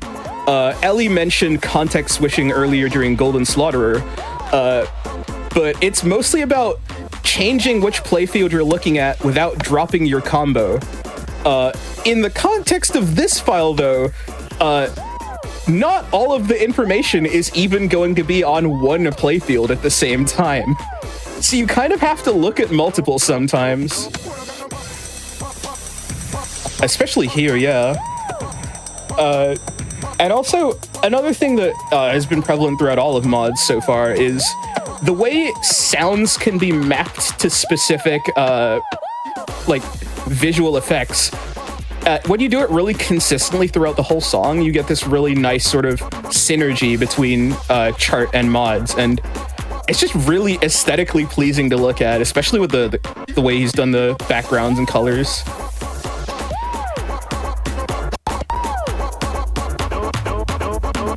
How many woos are we up to? Oh, I should have actually counted beforehand. We could give a gift a sub to whoever gets it right. I think that's a full combo. I think that's my first Yo! time that. Whoa. One great! Great, too. One great! Jeez. That's an insane score. That is honestly probably a pad world record. Those bubbles I are don't know being about so that. attacked right now. If Flight's ever played this on pad, he's probably blown his score out of the water. Oh yeah, that's fair enough. Ooh. Okay. So how many woos were there? Vote now on your phones. Then everyone voted so hard that the pallets sprint down. There were 18. Yeah. That number sounds a little low. Yeah. I didn't count. I'm seeing 41 from Stealthfire. That's probably right. Yeah, here we have Usanbashi, filed by Puro. One of a great friend and also incredible with mod aesthetics and just aesthetics in general, really. Yeah. If you may have looked at this center at the beginning, this adds a strange but cool way to notate a new note type. So the flower petal notes mean you have to lift your foot off the arrow at that moment. Funnily enough, this mechanic is in like versions of Stepmania in like 4 and beyond. We see it sometimes in ITG Mania with tech charts, but yeah, in NotITG, they're not officially like implemented in the engine.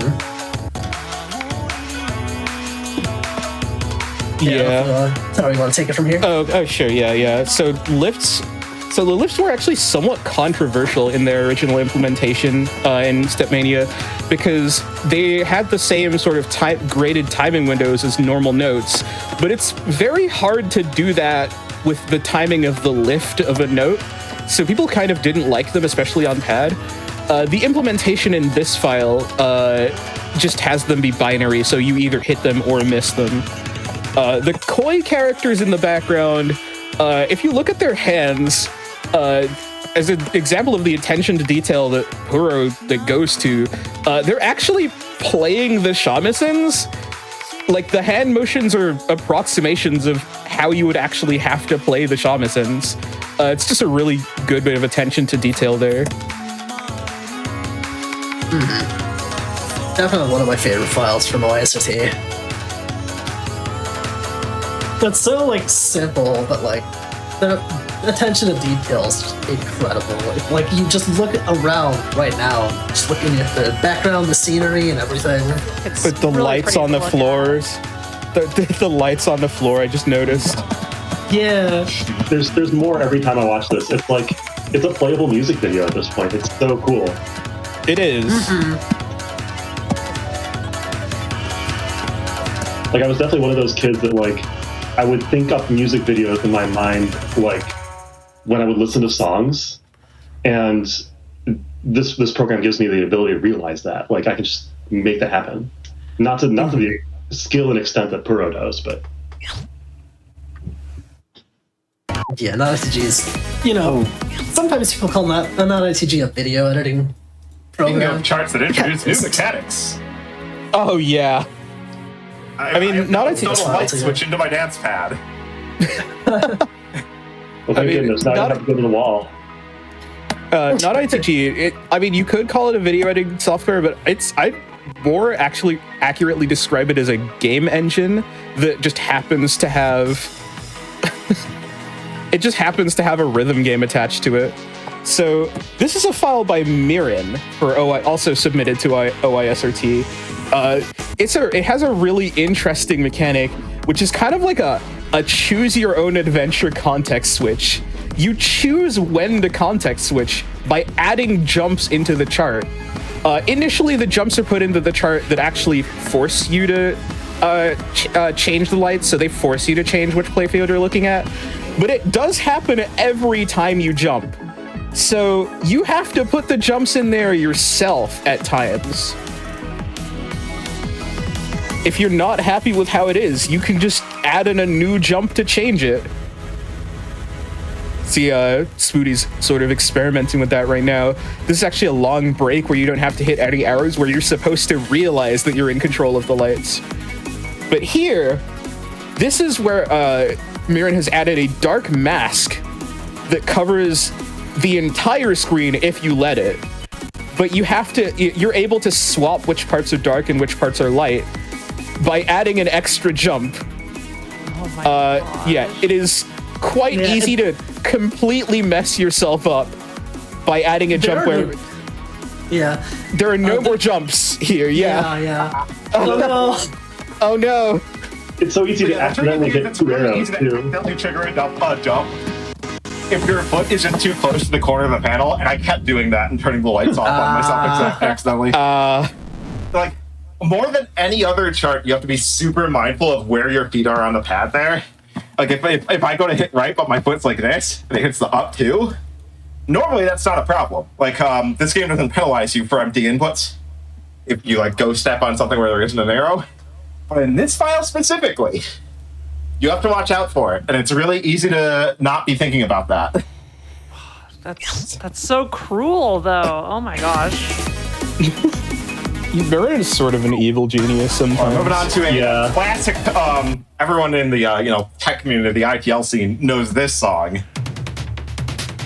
This song sounds like it was dug up out of the reaches of hell or something. I don't know.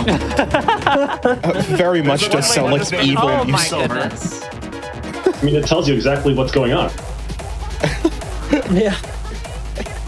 It very much does sound like evil music. The it is my What soul. demon are we summoning?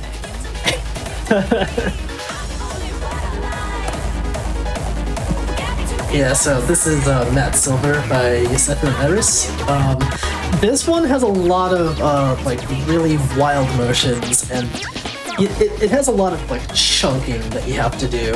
So like a lot of reading ahead, rather, as we described before with chunking, because like the playfields are moving around all over the place, and they're only still for a little bit of at a time.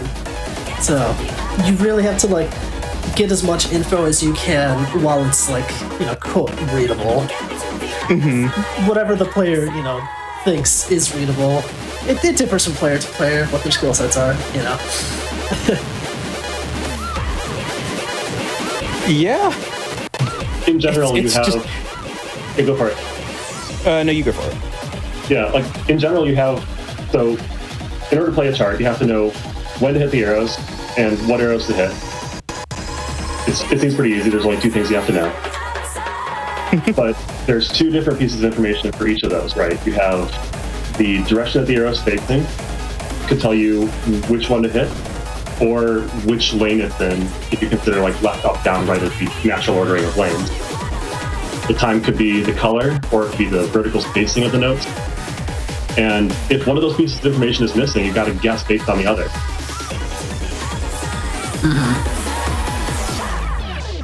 It's nice. It's really cool, yeah. So I'd say that's where the main sauce of NotITG comes from. Like that's the reason this game is fun.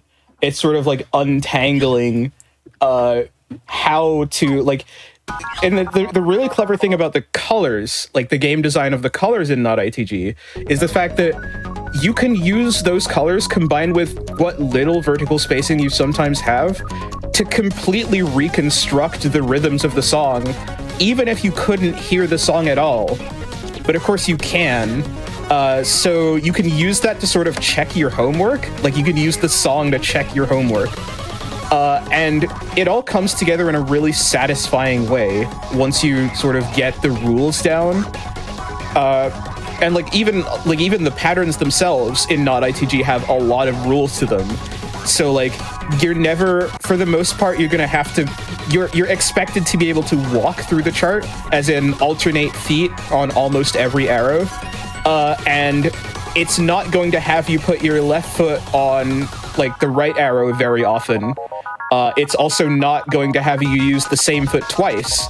And because of that, you can really narrow down what the next arrow is going to be. So even if you can't see anything, it often works out that you can just guess what arrow is going to come next, and you'll be right. This is one of the hardest files in OISRT. This is Apollo.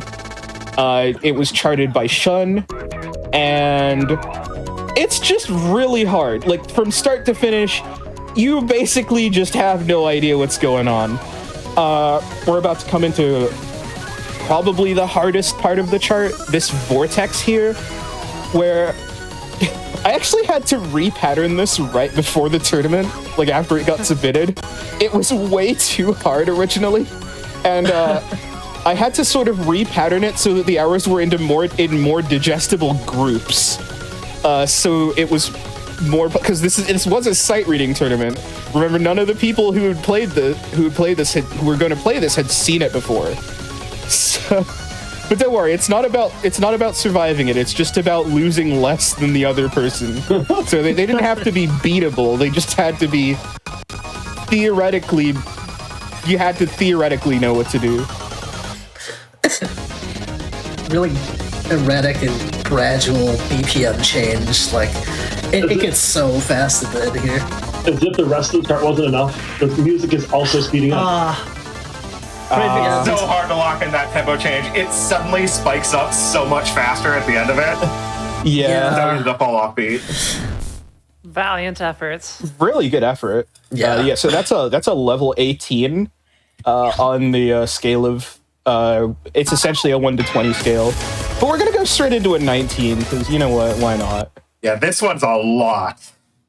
And perfectly normal clock. I'm sure. I'm told this is a standard European clock. I don't know. I've never been. Oh yeah, we got 14-hour clocks here. That's why the time went back 2 hours just now. That checks out. Yeah. So this is oh, do you want to take this one? Sure. So this is his 7th Sense. This file is by Syrian, TASing, and Aura. It's the collaboration between the three. Incredible visuals. Possibly the hardest mods in OISRT.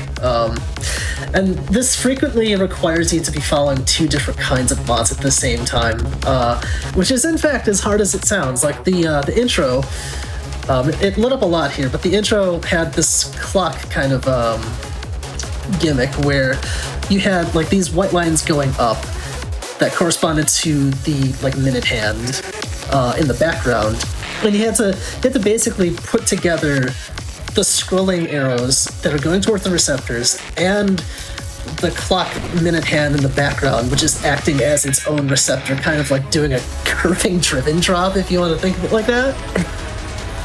It's so much. Yeah. Oh, I like this part a lot.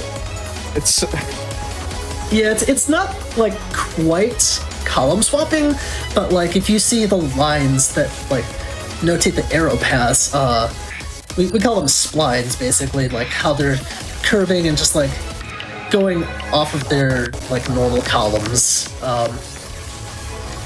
Yeah, they just go back and forth between the columns. They don't care.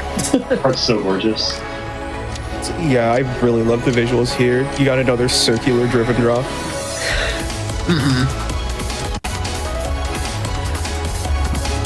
And as we come into the ending of the chart, you have jumps where one hand is in the playfield and the other hand is on the clock. Pass? Yeah, that is a pass. Well done. Wow. Wow.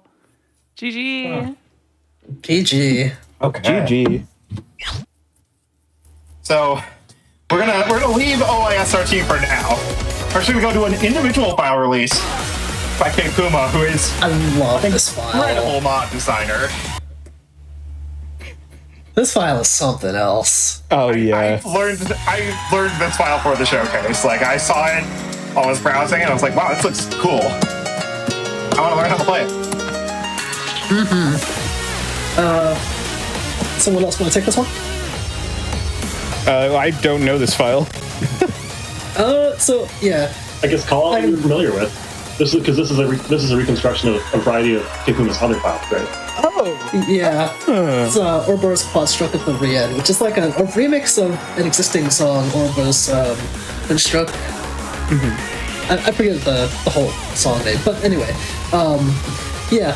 So this is, as Tuff said, a callback to pretty much all of K-Puma's previous files in just one kind of like masterpiece of a mod file. Like, this is one of my favorite mod files of all time, I want to say. So at the beginning with the shadows, we had Ekran LeBlanc. I hope I didn't butcher that too badly with the shadow gimmick. And then we had Artificial Intelligence Bomb with the little boxes. And now we have Finorza with this kind of like complex round shape, sphere shape. What kind of round shape is it? What kind, Ellie? Would you say it's an orb? I think this is an orb? Yeah, orb, you're so right. You are so right. It's a little mean looking, but I think there's an orb in there somewhere. Watch out for the 2 in the background, by the way. This is null control for a second there with the character. Windows 3. Windows 95. This felt just so much, like, so fast. Oh, It is possessed by the Blood Moon. Yeah. Adularia. It's so, yeah, it's really, oh wow, okay. Oh, this part's so good. Oh, that's such a cool transition. Whoa! What? Oh, this is awesome. And This is it's my favorite. ideal for the music too. Oh, yeah. In chiptune, you got a low res and low frame rate everything. Yeah. Oh, it's 666. Yeah, 666 with all the split notes. This part's so hard to read. Those notes have been sliced in half. I hope they're okay. It came back! So this I guess is a sight read for you, kind of, huh? Yeah, I've not seen this file. Oh, the Billy Yamamoto song. You know, the one. Or... No, four pieces of heaven. Oh, it's too much. This is everything. Everything is happening. This is everything. It's everything. Literally everything is happening. Now we have Set Me Free. Yeah, and super slow internet chan.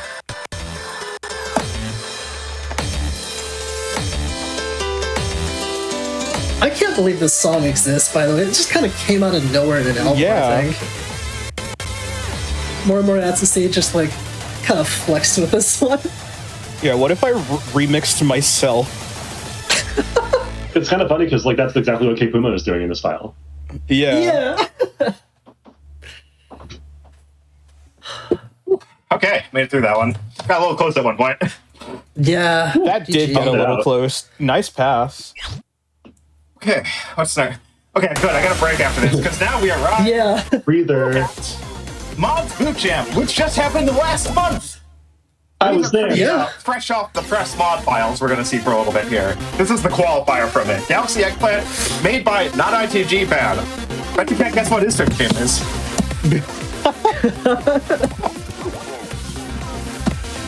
So this was the qualifier for Mods Boot Champ, which was a Mods Boot Camp, which we saw a file from earlier, but it was in the form of a jam, so it got submissions from the whole community to make the tournament, and it was organized by Mallow and a few other people.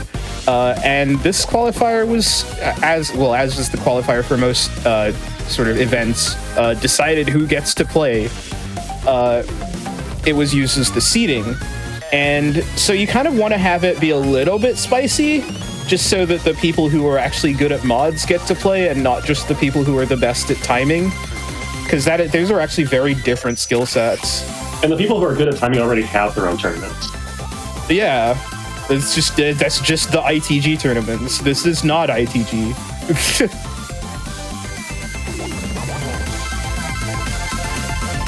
Oh, that is mean. Context switching here with like just the fading out or zooming out rather play fields.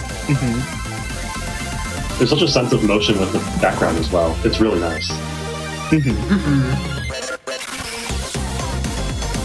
Oh yeah, that's very pretty. it's fun to go back. Like, I played this in the tournament and had the sole focus of like, I want to qualify well. I must hit the arrows. And then watching it again back like this and seeing all the other details that I missed is like, it's a whole new time experiencing it. Mm-hmm. Yeah, which for any doubters in the chat who think like, oh, this, you can't possibly follow this, you just have the charts memorized. This was the sight reading tournament, like was being talked about. I believe on my qualifying run of this, so had never seen this chart before. I believe I got one way off, 0 misses. How? And seeded like first or second. Okay, Speedy, what are you? It was a ridiculous score. I actually got a better score at the tournament than the blind. Yeah, I think. Yeah, I think you got like a 97 on your sight read. Something like that. Yeah. Yeah. This is a 91, which I normally do not do. Like, normally I have pretty good audio feedback from the sound of my footsteps to help me like adjust and lock in the timing window. But I have like noise canceling headphones because those are the only kinds that would stay on my head during all this motion. Is something that like kind of clamps down on my ears. So I can barely hear my footsteps, and it's making things a really hard time. I'm going to check this salvage before this to see if I can play it, but I'll just play the chart I know I can clear. I don't know what the 16 is like, so this chart is. I think we get a little bit of an extended break because this chart's very easy physically, but it just has such a cool visual gimmick that it teaches you how to do from the ground up, and it's just so intuitive. It's a game engine. Yeah. So this is Reflection into the Eden, charted by Plastic Rainbow. So it starts with it's a very easy chart. You can see it going on the sides there. How could this be horrible secretly? Well, if you see into the middle, well, now you have the live demonstration of it. So now that you've seen how it works, you get a little bit more like prep time on the left, but no, you do actually have to read that. You gotta look. You gotta hit the direction the ball is going to bounce after it reflects off of the Eden. I really do like the intro, the way it sort of shows you the gimmick as they correspond to the arrows to show you how the gimmick functions. Especially if you're sort of vaguely looking in the middle, the horror is allowed to sort of slowly dawn on you as you realize what you're about to have to be able to. To be able to do, and well, here we go. The training wheels are off. No more normal arrows, just bouncing. Like, you cannot imagine the gasp and chorus of no's that happened when this file came up in the sight read.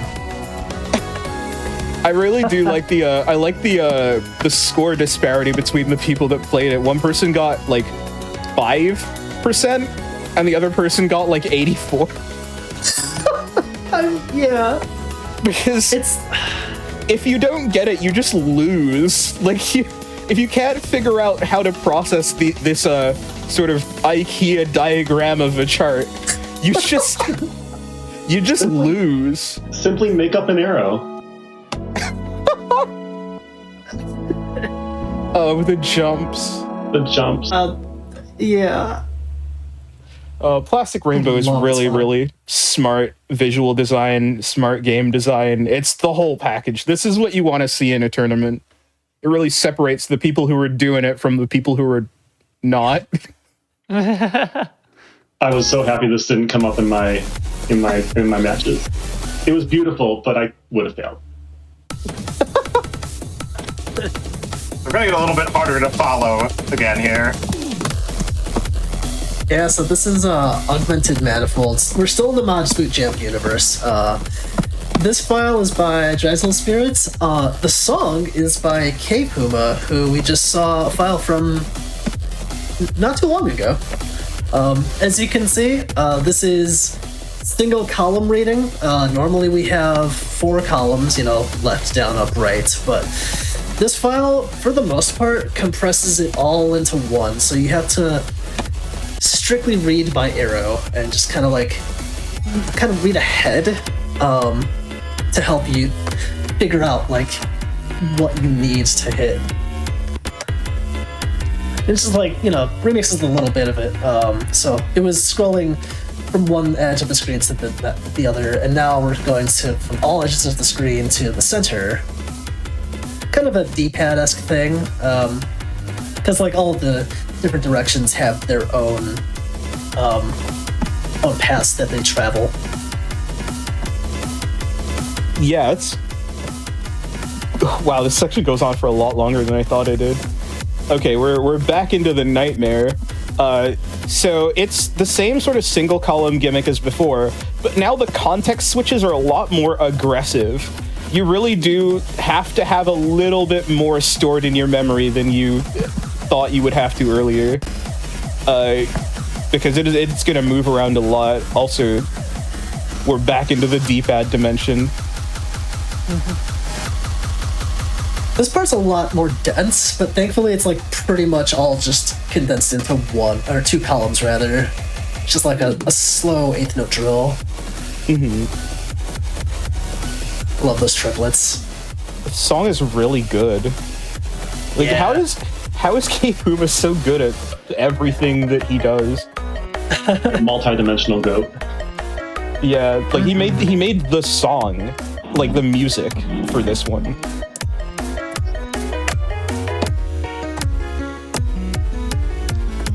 Nice little calm outro here is the Yo, that's my first FC on that. Yo, nice. That was an FC?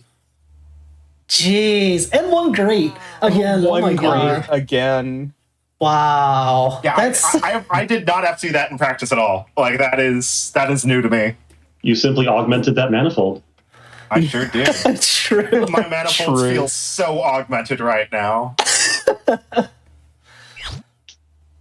I'm pretty sure, that transfers to chat. So congratulations, chat. You also all have very augmented manifolds.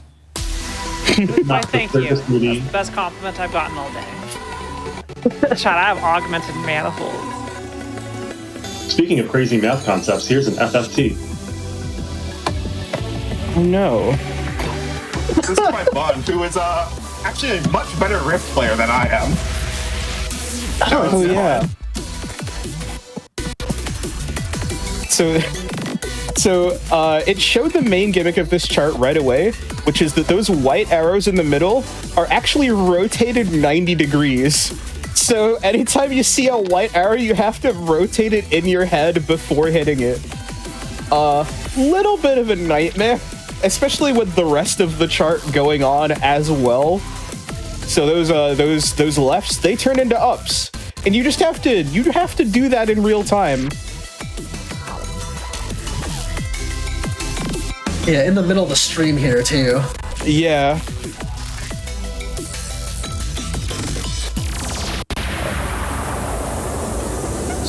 So there are some pretty simple mods overall compared to like what we've seen so far, but like when you throw in that when you throw in that white arrow, it really elevates it to something else. All right, we're going back into it now. You really have to like separate your brain into two pieces, like the one that's holding the rotation mod and the one that's actually trying to read the rest of it. It really does, even though it's like a single arrow every few beats, it really does require a whole like 90% of your CPU. A whole 90 degrees of it. I'd be surprised if the temperature was that low. Honestly, yeah. Maybe stealth. I don't know, in Europe, Yeah. 90 degrees will probably kill you.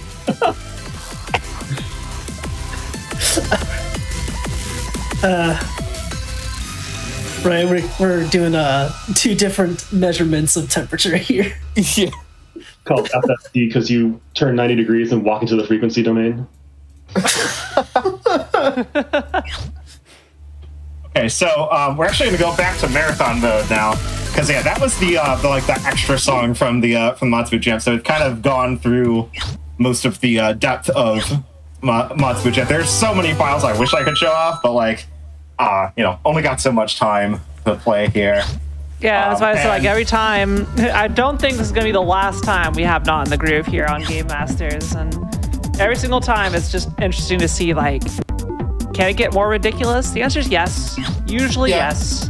I made sure to not overlap in song choice with my NotITG showcase on was that Summer Games done quick, like 2021, I think it was? 22, I think. 22, okay.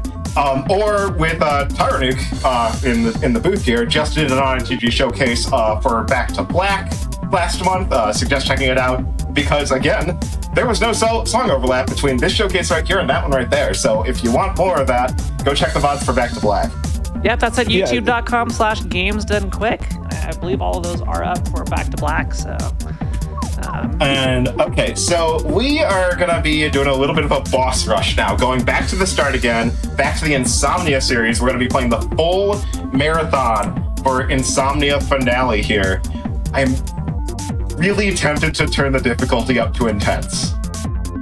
Oh my god. Ooh. It's up to you.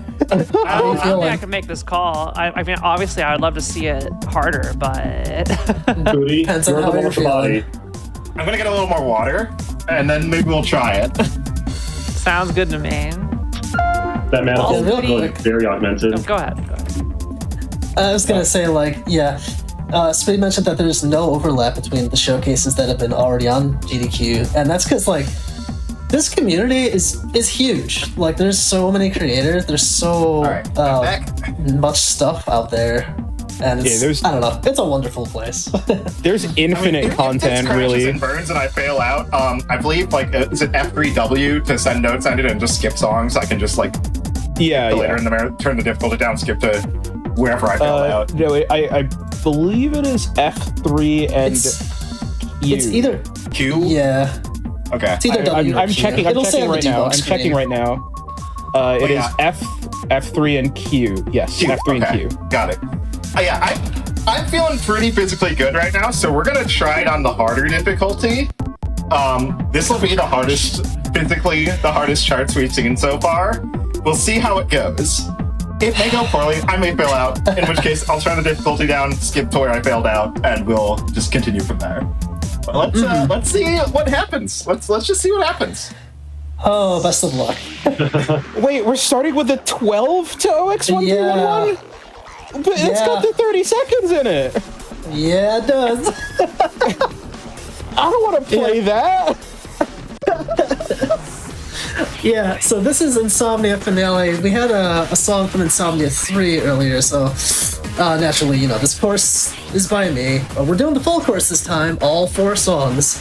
Spoody's doing the intense. Best of luck to him. He has passed this before, I believe. So we're going to be doing 2 12s and 2 13s. And yeah, we're going back to days of course files, marathon modes, right after In the Groove 1 and 2 were out. This is in the late 2000s, I want to say.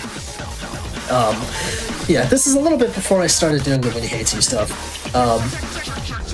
We're gonna see just some more, if you want to call them basic mods. I guess a little bit more emphasis on how hard the charts are, because like I said, yeah, this is gonna have 2 12s, 2 13s. Yeah, we're starting off with 0x1311. I'm not sure if that's the actual pronunciation, but yeah, this is also, like the title suggests, the final installation of the Insomnia course. It was 1, 2, 3 finale. I think this is the last major course file I did, and if you look at, we call them .crs files. That's how the formatting worked. It's the most messiest text file you'll ever see in your life. Yeah, files nowadays are a lot more organized, but yeah, it was still fun to just program all of this in.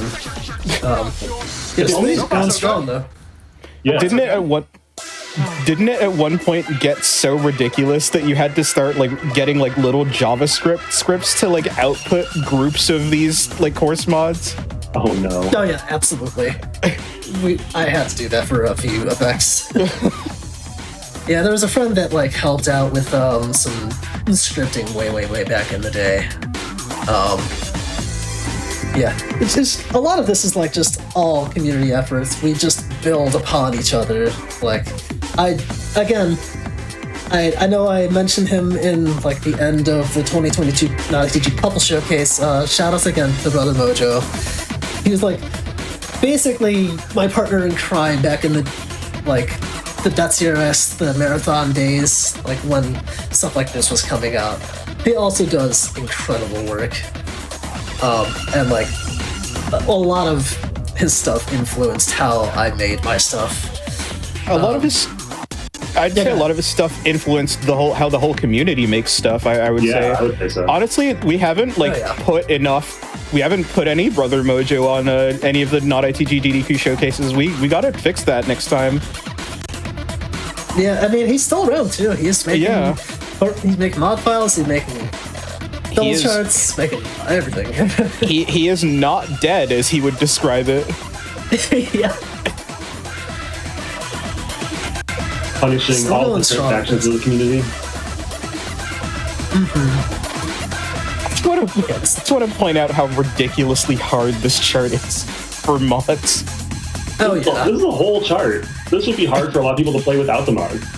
Yeah. Oh boy, okay, here's the 13s. Okay. Oh yeah. This is the funniest intro ever. Did you hit that with your hand?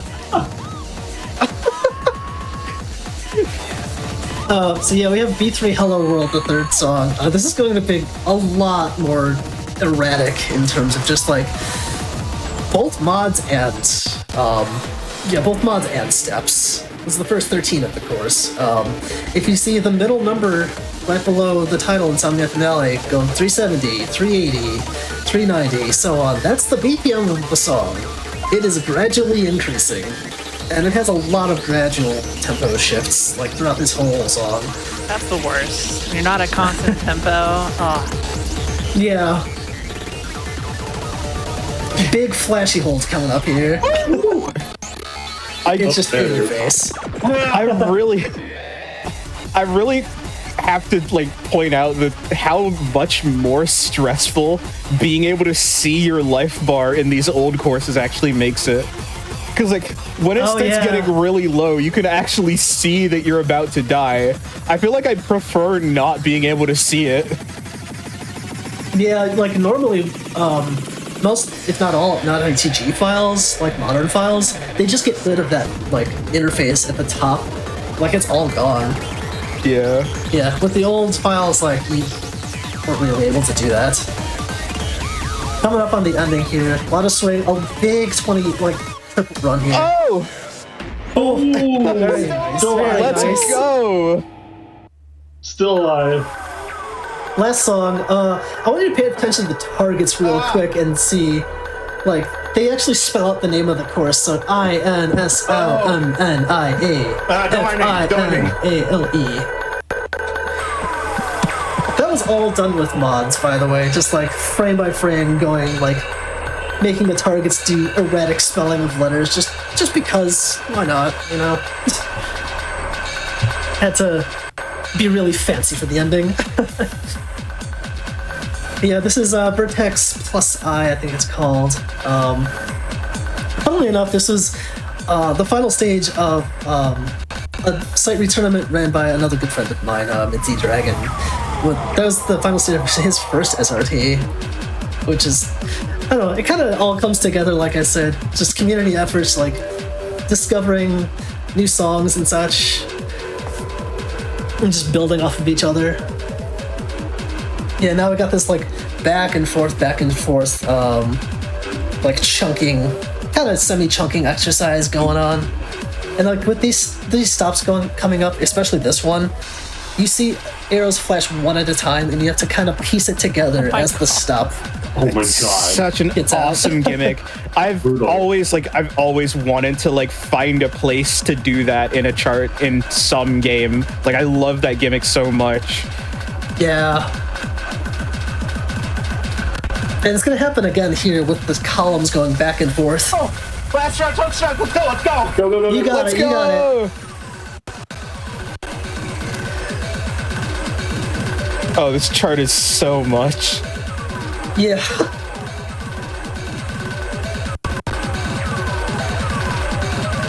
Oh, is it? Yeah, nice. I was never worried. Wow. I was never worried. Ooh. Now I get a nice long break. Yeah, I do.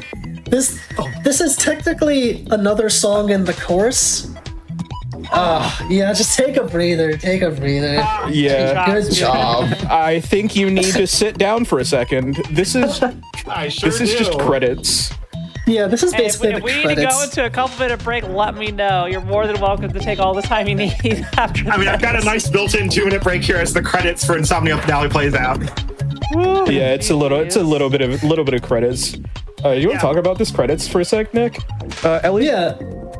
So, I'm basically just spelling out the names of like all my friends with like the mines and mods, just in various different ways. And you might recognize this name coming up actually right now.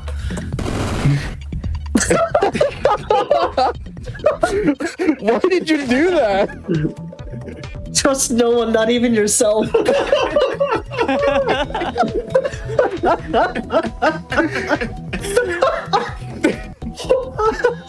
I just wanted to show that off. There's a whole bunch of fun shenanigans going on in the background that are just like, and you can see the BPM set to 1 billion.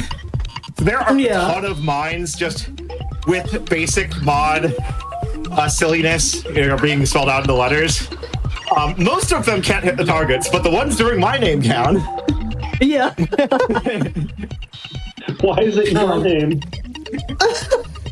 It's just the way it was made, I guess. But yeah, this was as a result of a direct inspiration from Pump It Up NX2's World Max credits, where they did essentially the same thing. Like, there's this huge mission mode, like 300 plus missions, right? And the last one was called Staff Roll, and it did like basically what I did here. Just spelling out the names of all like the step artists and developers with the like notes. It was such a cool effect, and I had to pay homage to that. I am so happy to have managed to pull it off in Intense. Like, when I was practicing yesterday, I was like, I'm probably just gonna play it on normal. But like, I got to this point in the song lineup, and I was like, I don't know. My legs are feeling pretty good. I think I can do it. Hold it off. Yeah. GG. We got one more that uses course mod configurations. Taro can tell us a lot about this one. This one is Pernicious Deed from UKSRT 7, a tournament series that he ran. I bet you can guess where it was. UKSRT, I think it might have been in Canada or something. Anyway, this was a collaboration between me and Ellie, actually. It was the final round of UKSRT 7, which ran in 2015, and this file actually exposed a lot of weird bugs in ITG. This file is from before NotITG was a thing. We found out that changing the graphics renderer to D3D actually changes the amount of precision floating points have, such that 1 plus 0.5 was no longer 1.5, and this breaking actually caused most of the effects in the file to simply not run. And we did not figure this out until much later. I was losing my mind trying to debug it. It was so funny. Yeah. So this file was actually created around the time we were still using note skins for effects, because note skins themselves can have Lewis scripts embedded into them, which allowed charts to manipulate the note skins with direct function calls. This is pretty outdated, and actually writing code like this has a very janky feel to it compared to just being able to write mods that manipulate the arrow paths. And like, I guess you don't even need to know what's going on to just have that described to you and have it sound like jank. So that's where we were at. It just feels like a backdoor, you know? Like, you shouldn't be able to manipulate the game in this way, but you have to do the stuff you want. So this file is actually a battle between a bunch of different characters who appeared throughout the rest of the tournament. You can see at the top they all have different life bars. They don't actually like serve any purpose. The life bars are just a thing that look nice, and like, because the tournament series that we all ran had like lore that was actually somewhat interconnected. it was just cool to have like as Telp mentioned earlier, like there are these boss battles that have characters in them, and it like creates a whole like unique vibe to being at the tournament like in person and then like seeing the story unfold. I really like this effect where the playfield moves to catch the arrows. It was really sort of like mind-blowing at the time. So this is a section by Ellie. But collaborating with Ellie on this was like quite freeform. We just kind of took whatever parts and wrote mods. Probably the coolest thing that like came out of it is how like, I don't even know if this was intentional, but we kind of like left gaps in each other's sections and just sort of intuitively knew to fill like, oh yeah, he wants me to put something here, so I would just do it. And like the way they blended together, it like almost doesn't look like two people made this file. Like it looks so like cohesive as one thing, I think.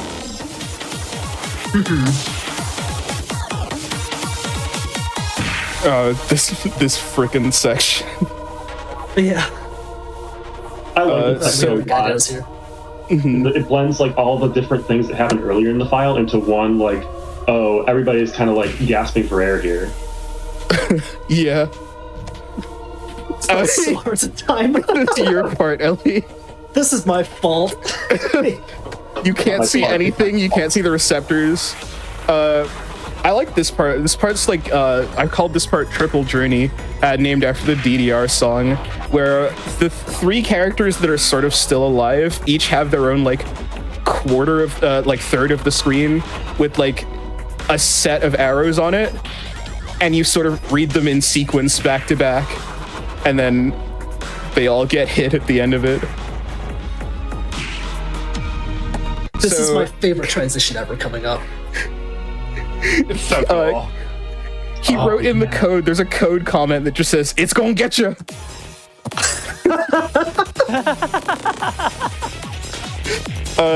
Yeah, so that was a fake ending where so all the characters, it looked like they're dead, but no, they're all fine. But there's a really long stream. It's like I'd say this is like the hardest like stamina section of the file, where it's just a really long uninterrupted run of notes while mods are happening. And Spoody handled that pretty handily. And then we revisit the chorus from earlier, just to close out the file. But everything's like more intense. It's a little bit of climax theory, a little bit of game design for those in the back that are keeping score. The part that comes just after this uses a really interesting quirk of the note skin effects. Because we moved things off to the side, by doing the normal rotate the notes mod, you actually have this weird offset motion, so I sort of made the notes like swing around to hit those new targets that appeared. Those targets are not like real targets, they're just like images that I used to cover for the fact that the notes are horribly far away from where they should be. And that's Pernicious Deed. It's still really cool. It holds up. Made a really short work of that. Yeah. All right. How are you feeling? Pretty good. We've got a few more songs left. Ooh. Yeah, just making sure to stay hydrated though. So let's see. Oh yeah. We've got the KAC Ultimate Extent. So, we didn't get much commentary over it before because I was busy singing along. But this is from Mods Bootcamp 2, where we saw Brain Power. And yeah, this was the extra stage for whoever won the tournament got the privilege of getting their teeth kicked in by this file. Yep. That's one thing I like saying about mods tournaments. My favorite thing about mods tournaments is that everybody loses, especially the person that won, because they get to play this. This is go on. This is KC 2012 Ultimate Medley Extend. KC 2012 Ultimate Medley is a song which is more or less a medley of songs from Sound Voltex. Back in 2012, as the title would suggest, for KAC, which is Konami Arcade Championship. That's what it stands for. Basically, just like a bunch of songs that got written for a contest as like the final sight read song. Some of them had like awards given to them, and only one was the winner and was the sight read song. Yeah, it's basically like a mashup of all of the songs that were in that contest. That's a really good mix. I would say that this is probably one of the best medleys that they had in Sound Voltex, because a lot of them do feel a little bit like kind of put together. But this one like flows together as a really nice song, I would say. Yeah, I really like this one. I really like all the gimmicks in this, because they all use the like, it's very standard mods. Like all the mods that they use aren't like the fancy NotITG things, but all the classic OpenITG things. This file actually runs in OpenITG, like it doesn't even need NotITG run. So you could take this file back in time to 2005 and run this on a cabinet, theoretically. And recorded child.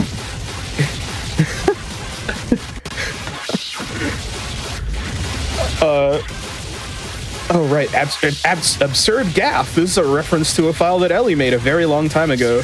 It just happened to be part of the medley. So Condor saw that and was like, you know what? This could use the same mods, actually. I love this part. It's a Daichi stage, but like the sequence that the targets are flashing actually matches the exhaust chart run, like button-wise. I never realized that. That's so good.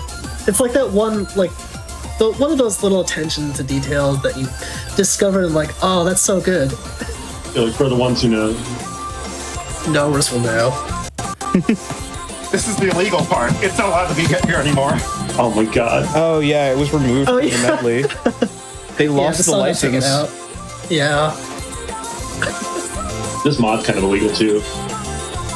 A little bit, yeah. Yeah. Like, if you lose your place, you're just kind of cooked. I never really understood what was going on in this part of the chart.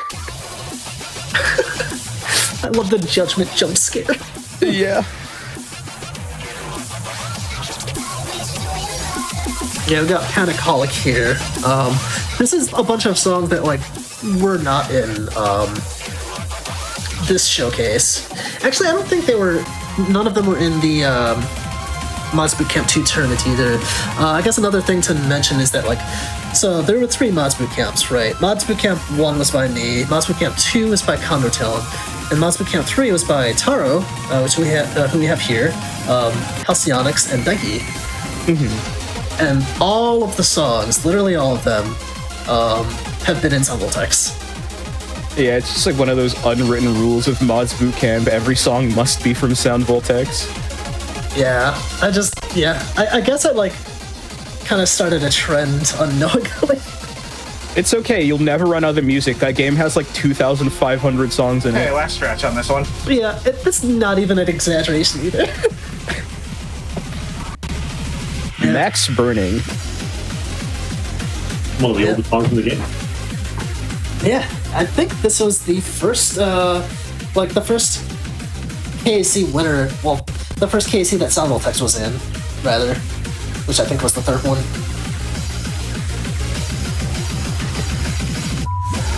This ending is a lot easier looking back on it after I've seen a lot of other harder mods. I remember seeing this when it first came out and thinking, I literally cannot read this. I do not know what's going on, but like, you just keep at it. You'll get there. Yeah. Skill grab. All right. Nice. Not even close. GG. Yeah. Yeah, that was a very, very solid. It's not an easy chart either. Yeah, it's still hard. 16th verse at 200. Like it's pretty intense. All right, 4 songs to go. Woo. How are you feeling? How are your legs holding up? They're doing great. They're doing great. Heck yeah. Oh no! So next up we've got Nisei Mono. This was for Monster Mash 3. I'm just gonna start it. I can talk because there's a long intro here. This is an original song by by a really good friend of mine, Brums. They made a song for this mod tournament, and you can tell a lot of love went into the song, a lot of love went into the mods making it. I believe this is a collaborative effort on the mods front from most of the mods. Monster Mash 3 team. We saw Devotion, I believe it's called earlier from it. Yes. Background file. I'll let the commentators take over because the steps are gonna come soon and they're gonna be pretty scary. Yeah. This was a mega collab between everyone that worked on that tournament, as mentioned. This first section is by Puro. It's really, really hard to time because the BPM is very low, and as the colors correspond to the rhythms, based on the BPM, you start getting all these funky colors. Like, what the heck is that teal guy doing here? Who invited him? And you sort of have to, when you don't know the song, because it's a brand new song that you haven't ever heard before, and the rhythms are that, it's really easy to get very overwhelmed by that.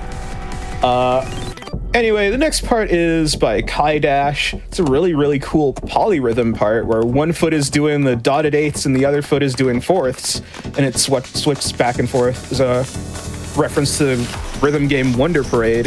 This next section is by Halcyonics. It's just really, really hard to read because the rhythm is the same polyrhythm from earlier, but you have to read it based on distance, like distance from the camera that the notes are, which is a pretty... The notes were twitching that time. Which is a really rare skill to be tested. This next Morse code sounding part by Kai, I never actually figured out what this is. I just kind of vibed with it because it is mostly anchors, so you can tell that one foot, the green arrow, is not going to be moving around a lot. Tilperion, we got the seagull again. Just a nice little break. Some calm water. Nothing to see here. There's a bird. That's the birds. No, that's the bird. True. I couldn't come up with a character that I identified with. I was like, just put like an actual doll in. Just an actual realistic seagull. That's actually Jonathan from Pump It Up /Noise. Anyway, I don't feel comfortable with this. What's going on? We transition out of that section into this cool TV screen part, into another part by Puro Kulo, who we've seen a couple files from throughout. Like, Puro did the Usenbashi with the Koi shamisen players. Really, really good visual designer overall. You'll see Puro's own OC come up in a sec. The giant bear head in the back. The giant bear head in the background. That's Puro's OC Karhis. It's quite the trip. I'll let it speak for itself, honestly. Then we got a cut-in animated by Nil. And into my section, because I can't make normal things, we have this section where each guy has a little arrow underneath him, and you need to hit the correct arrow to make the guy bounce the ball correctly, otherwise it's going to hit him in the face. This is really cute. Carl, what are their names again? What are the guys' names? Oh, yeah. They're named Frumpy, Bumpy, Jumpy, and Richard.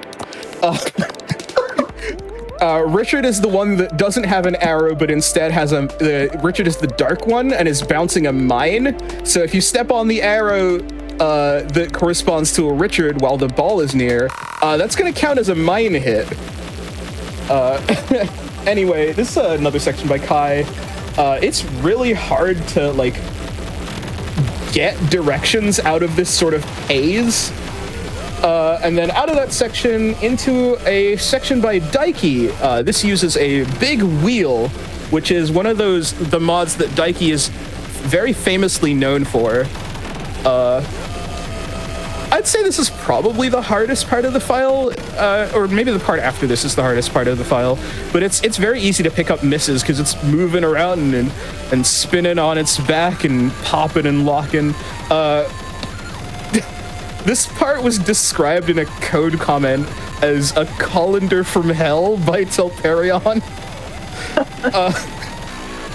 It's so chaotic and hard to read. I remember putting the background into this at the last minute. I think it looks really nice.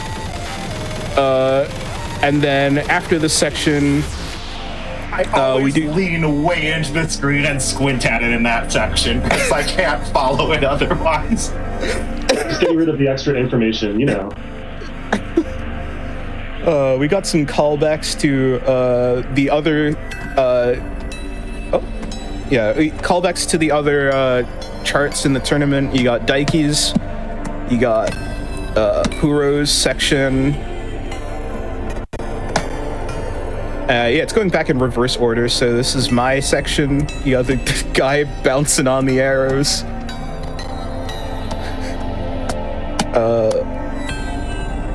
Halcyonix's spinning D-pad.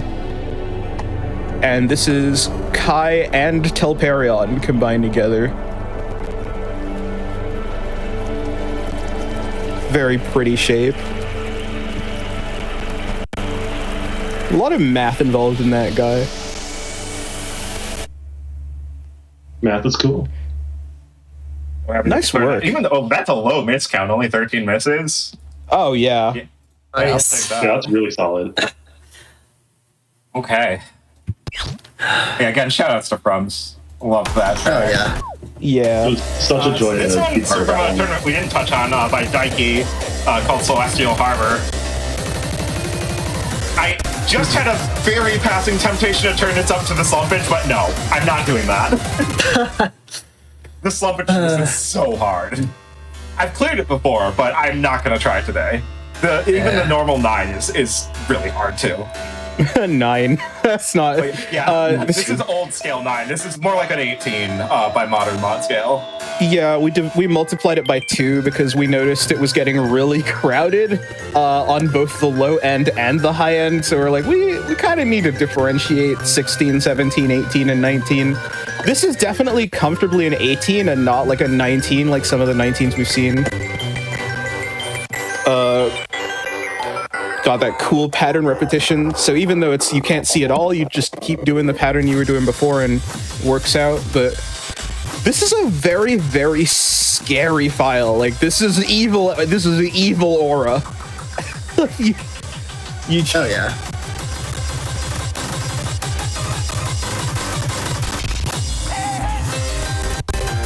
Return of the wheel. Kind of.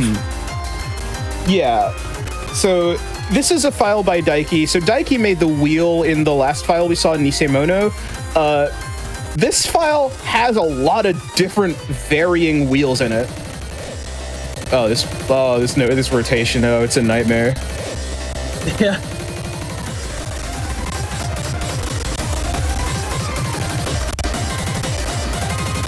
Oh, shoutouts to Gumtune making this song. Really good artist. Really complex, wide driven drop. I think soon, yeah, they're gonna start skewing the arrows a little bit, like arrow paths. It's very much a like, don't blink or you'll miss it kind of thing. It's so mean. It's hard. So the thing that's really hard about it is the fact that, so while it is driven drops, it's a continuous driven drop, and the changeover point is very close to the bottom of the screen, so you have to context switch from bottom to top, which is not something that is easy to do, and it's also not something driven drops actually test very often. So, like, no one's used to doing this. And the notes are laughing at you. Yeah, they are. That's just mean. What's up with that?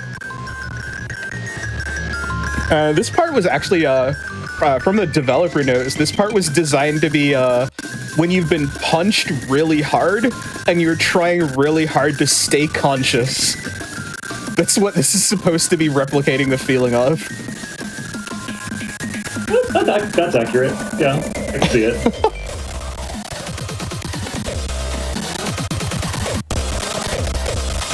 Oh, this. Oh, where you no. Yeah. Return of Big Wheel wheel. again. Oh man. Big Yeah, Deculus' wheels. They're so cool. They're They so are hard. very cool. They're difficult as heck, though. It spins faster and faster as the section progresses. Many. Quadruple the playfields. Quadruple the fun. Oh, this is a really interesting proxy wall because the notes change which playfield they're going to halfway up, and it's hard to notice they're even doing that if you're not paying attention, but it can absolutely make you lose your place. Yeah. You do have to release that hold when it disappears. There's a mine hiding after it. Oh, we do have release It's a timing. classic. Oh my Ooh, god. that's a spooky score for the spooky song. Oh, yeah. Yeah. Pretty spooky. I'm down to 2 songs left. Yeah. All right, so I mentioned that we'd be back to OISRT. Here we are with Ghoul. This was the final stage of OISRT. The big 3-way collab. It's the hardest song OISRT has. The full 4 minutes. It's the big one. It's a big one. Yeah. And it is approaching. That effect is at the start's really pretty. It was done by Sora. But yeah, this was a collab between me, Sora, and Halcyonics for the extra stage of OISRT. So like we organized the event, so we weren't entering, and we decided to make a special file right at the end. The colors show the columns that have swapped as they move down. The colors showed up in the qualifier of the tournament, and they also show up multiple times throughout the stage. So you should have had them internalized by this point, like you'd hope. Anyway, this is a part by Hal. This one also shows up.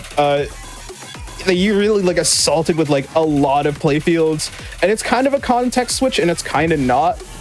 But I don't know how to describe how to read it. You just kind of look at it and hit the. All right, so here's the upside down gimmick. You have to read the arrows in the brief moments while the playfield is the right way up. The pattern doesn't move in a very complicated way while it's upside down, at least, like in terms of where you have to go, but the rhythm is really strange using these teal fifthlets. Oh no! Oh no. Keep it going. Yeah. It's very hard. But now let's just go. Yeah, let's just go. Love the crossover brackets. Yeah, I just Scripts fell was off like, beat on those fifthlets. I was getting a lot of misses. Whoops. yeah, That's Scripts was like, Scripts was like, there should be mod files with crossover brackets, and I was like, all right, hold my beer. This is a really mean 8th stream where you can't see the colors, but outside of that, we have this threatening intro where a villain from a previous tournament that I ran, one of my original characters, Yin Bao, dressed as the shaman Queen Himiko for some reason, throws this at you. This section does kind of look like random nonsense. If you haven't looked at it for a while, I was thinking that while I was playing the charts earlier for review. But the rotations fairly often actually converge into the standard left-down upright configuration. Same with this. Same with the HAL section. It's sort of you do get to a point where your brain can subconsciously filter out all the useless information, which is a really cool skill to have. Speaking of this file, oh, the colors are back. Hope you know them, Miles. Anyway, I have a really strong memory of working on this chart in the morning of the tournament. It was like just me and Hal in a Discord voice chat plugging away at this thing. The sun had started coming back up. There was dead silence between us, and out of nowhere, Hal just says, "This is a test of will." A fun thing to do in files with characters in them for me, like I find it really fun to do, is to make them look like they're dueling each other, like having the characters get in the way of each other's respective gimmicks. even though you, the player, kind of end up having to deal with both. Anyway, Sora's here. I hope that means we don't have to play Osu. Oh no, it's Osu. Hey, question, do you guys remember? Oh no! Oh no! I didn't have time to mention that at all. I'm just gonna leave that a mystery for the audience, left as an exercise for the viewer. Anyway, we got the finale, sort of throwing everything at the wall. We got the D-pads that have shown up throughout the file. D-pads have actually shown up throughout this whole marathon, honestly. But yeah, we're bringing back the colors, which I'm absolutely sure you've memorized by this point, right? Because there's no directional information whatsoever. Ending on the cool Guilty Gear reference that was 3D modeled by my good friend Aura. I'm really, that's not even a super hard spot I failed at. Like, I'm usually pretty consistent on that part, so. Well, if it's any consolation to myself, I guess, if I hadn't done that, I would have passed the rest. I didn't get enough misses in a row anywhere else to fail. Yeah, that would have been a pass if you didn't fail exactly there. Yeah. GG's. Well done. Okay. Mm-hmm. One last song. That's mod files sometimes. And okay, yeah, you'll note that was random 19. We are gonna go. I actually have to play it out of this folder because it breaks in there. I found out during, during testing. While we get to this final song, make sure you go follow Spoody. But I'm gonna try. Good luck. Good luck. Oh yeah. Wait, you're playing the 20. Oh no, you're playing the 20. Oh. I'm gonna show real quick. Like, there's actually Ellie made like a whole little 3D adventure game in NotITG. I'm actually gonna go in and select the song through this. Oh yeah. Oh, that's really so cool. Whoa! Oh my god! How did you do this? Yes. Yes. Okay. You know, I don't require any more explanation. I'll take it. This was like my 2020 pandemic project, more or less. Gotcha. It's game dev. Yeah, this took the whole thing took like about a year. 20. Spoody, please don't injure yourself. Good, I'm good. Don't worry about it. Best of luck. So yeah, we have Dronial Zero from Fourth Genesis as our finale. Fourth Genesis was released about 2.5 years ago at this point, as a follow-up to the Tier 4 songs from Mods Boot Camp 1. Basically just like long version songs of all that, and kind of sequels to them. But yeah, let's talk about the file, huh? There's a lot of like proxy stuff going on. We have kind of a conveyor of target columns going from right to left. They start out pretty you can see kind of a left down upright, and then all of a sudden we have cube. I mean, it's pretty self-explanatory, but we have 6 sides, all with attached play fields, and then suddenly we go inside the cube. Now the notes are just orbiting, like the whole sides are orbiting around us. Kind of have to follow like what direction is upward. But yeah, we've escaped the cube. Now the notes are orbiting around. The trick here is to read the lighter notes as they briefly come to a stop. It's kind of in a D-pad formation. So now, yeah, we have this kind of cool like noise stutter stop gimmick, where like the whole like playfield is just kind of very noisy. It's kind of hard to discern the jumps there. Yeah, speaking of jumps, we have a couple jumps here. Watch the colors when they turn green. You have to watch the directions as well. Here's probably my favorite part of the file coming up. We got this, we got like recursive noise with the colors inverting every couple of seconds. There's a few spots where the entire screen stops. It's like just a huge graphical distraction. You quite literally have to filter out all the noise and concentrate on like the origins of the note trails. Then we get out of this into a small short memorization section. The playfield becomes unreadable, but you have to repeat the same staircase pattern over and over. Now we're coming back to these column conveyors, but they all, go up and down, scroll, just swap back and forth, get a little bit of that noise feedback. Here's probably the hardest part of the conveyor effect. we just kind of alternate the columns up and down scrolling. And get back to these notes that zoom in from their outlines.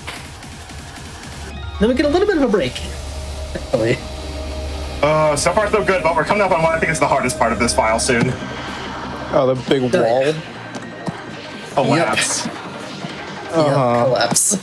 That's where I fail 100% of my attempts. I have not passed the 20. Before that, we had this cool downward spiral, basically driven drop section. It's a spiral driven drop in 3D. Yeah. Yeah, this is the part that Spoody is talking about. Collapse. This massive wall of like play fields just going downward to the right and to the left.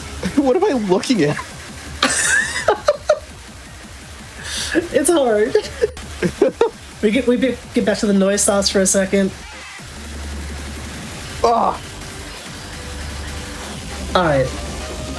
So now we have two different screens kind of fighting with each other. One coming from the corner, like wobbly noise, and like the steps are really discernible with their sections as well. Because you have the hold here, and you have like a lot of more complex steps here with the corner screens.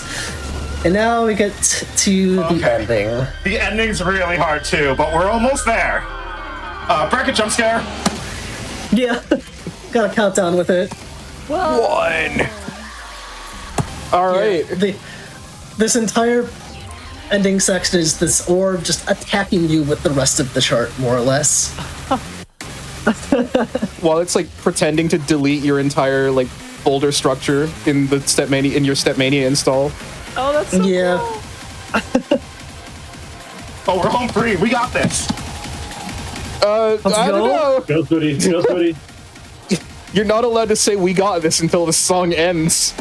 Let's go. Okay, we got it. Yeah. There we go. Wow. GG. Woo. And time. Yeah, and that's all I got. GG. This was absolutely incredible. I'll get the fun results screen too. Oh yeah, special results screen because you played I'm it. exhausted for you, and I'm sitting in a chair doing nothing. Hey, you know what? We can Whoa. we can let the credits for Fourth Genesis play out while I sit down. Yes, please. Yeah. You've earned the break. Drink some water. In fact, chat, y'all better drink some water for Spoody's sake. Yeah. I'm super happy to get Chronicles 0 passed. I did not pass that in my practice run. Oh wow. So It's so hard. I mean, it's a 20 for a reason. It is pretty much some of the hardest that mods content has to offer, for sure. Yeah, Spoody, like, this was so much fun to watch, and thank you again for coming on last minute to put this showcase together. It's undoubtedly like one of the most impressive rhythm game showcases I've ever seen. So I remember when you and Ellie came on and did the doubles as well. Like that one just blew me away. Every single time I see this, like it's something new that that just continues to surprise me. Couples charts are like, from a physical and like coordination standpoint, are so much fun. We did a tournament at the last the Grumble in the Pasture. It was so funny. The last song, one of the players in one of the teams had their shoe fall off mid song, and they just like pushed it off the front of the path. And they won. They won the tournament. We're in this. They won. Yeah. Well, Spoody, this has been, again, a wonderful showcase. You know, both this and Rift of the NecroDancer. I think you've earned a nice long break. But I want you to give you a chance here if you want to, shout out yourself, shout out your stream, Shout out anybody. Tell us what you're Shout up outs to to, Vinny. what projects you got. Yeah, also, dog. I am playing rhythm game. You know, I'm always love rhythm games. I'm gonna be playing more dance games because they if just like if you got a dance pad laying around and you're thinking about trying to get some more intense cardio in, A couple of weeks ago, the International Timing League's 2025 event went live. And it's an accuracy-focused event without all of the crazy visual mods. So I'm probably going to be doing a lot of that coming up, just to try and get in shape and, hone my accuracy skills. They have charts going all the way down to just 7s. So like if you've played a little DDR before, and we're tempted to dust off the old pad, it's a great time to get into that. Shout outs to the ITL community and the board that manages and puts these on every year. It's absolutely incredible. There's I think they're well into the 4 digits in terms of entry count. Wow. They get so many people playing that, and it's a ton of fun. So but yeah, I'm also playing Rift, and like I mentioned, I made a chart in the Celeste pack, and who's to say I might show up more in that game. So yeah, if you like Rift, can't say anything more than that. But okay, I'm thinking you're going to be showing up more in there. I'm curious to see what else you're going to have. That's so cool though. That you get to be part of that, and I can go in and get this, and then your stuff's gonna be there.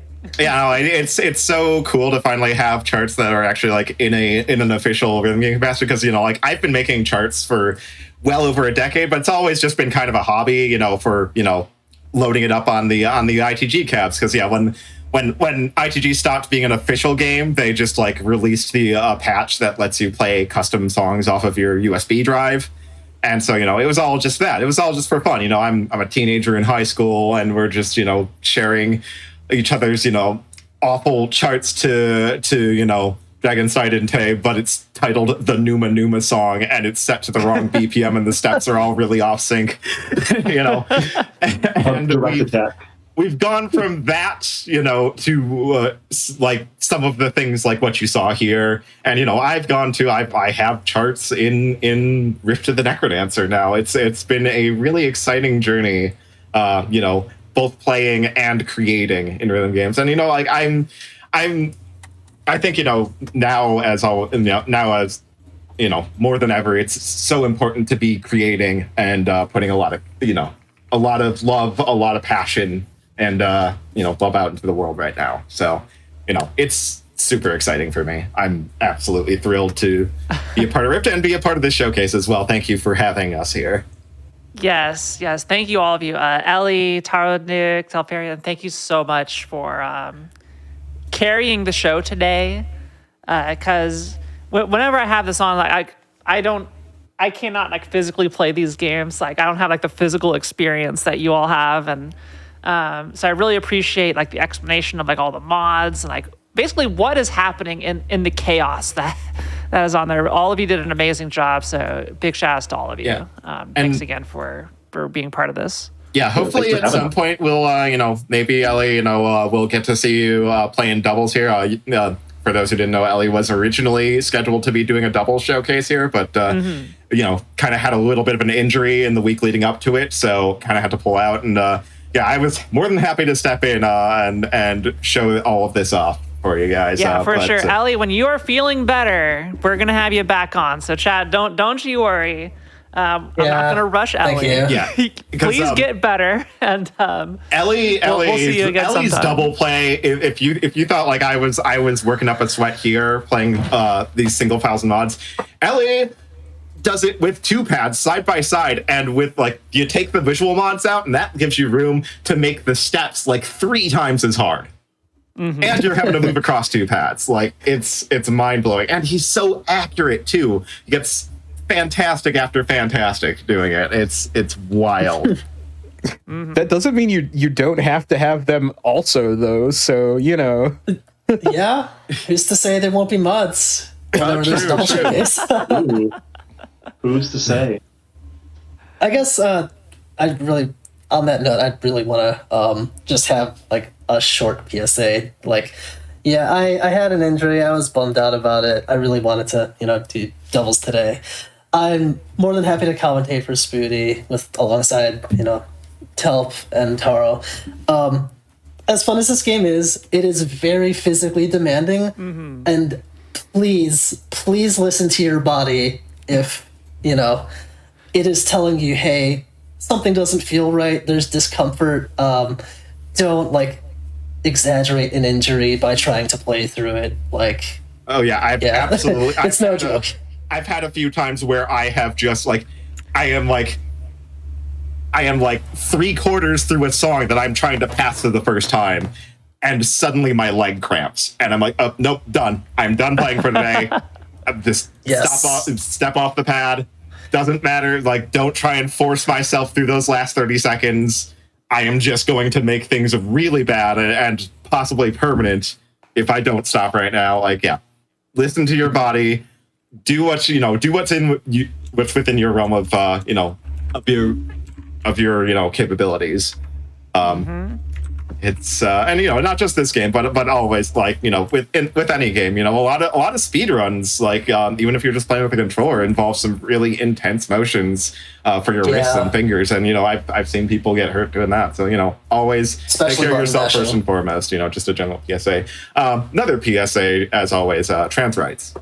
Sorry, Tom. True. I stole your. I always end with that. Hey, thank you. You can end with it too. You can end with it too. You can say too. Yeah, trans rights. Thank you. Trans rights. Yeah, that's right. Y'all are awesome. And yeah, Ellie, don't you worry. We're gonna have you back in once you're feeling it. Once your body is back to I guess full health, 100% health when you're ready to go. But yeah, rest assured there'll always be an opening for you on Game Masters here. So don't feel you've missed anything. We got you. We got you. I appreciate it so much. Thank you. Well, everybody, make sure you go follow both Ellie and Spoody. Both amazing people who, every time I have them on or I've talked to them, they're just so much fun.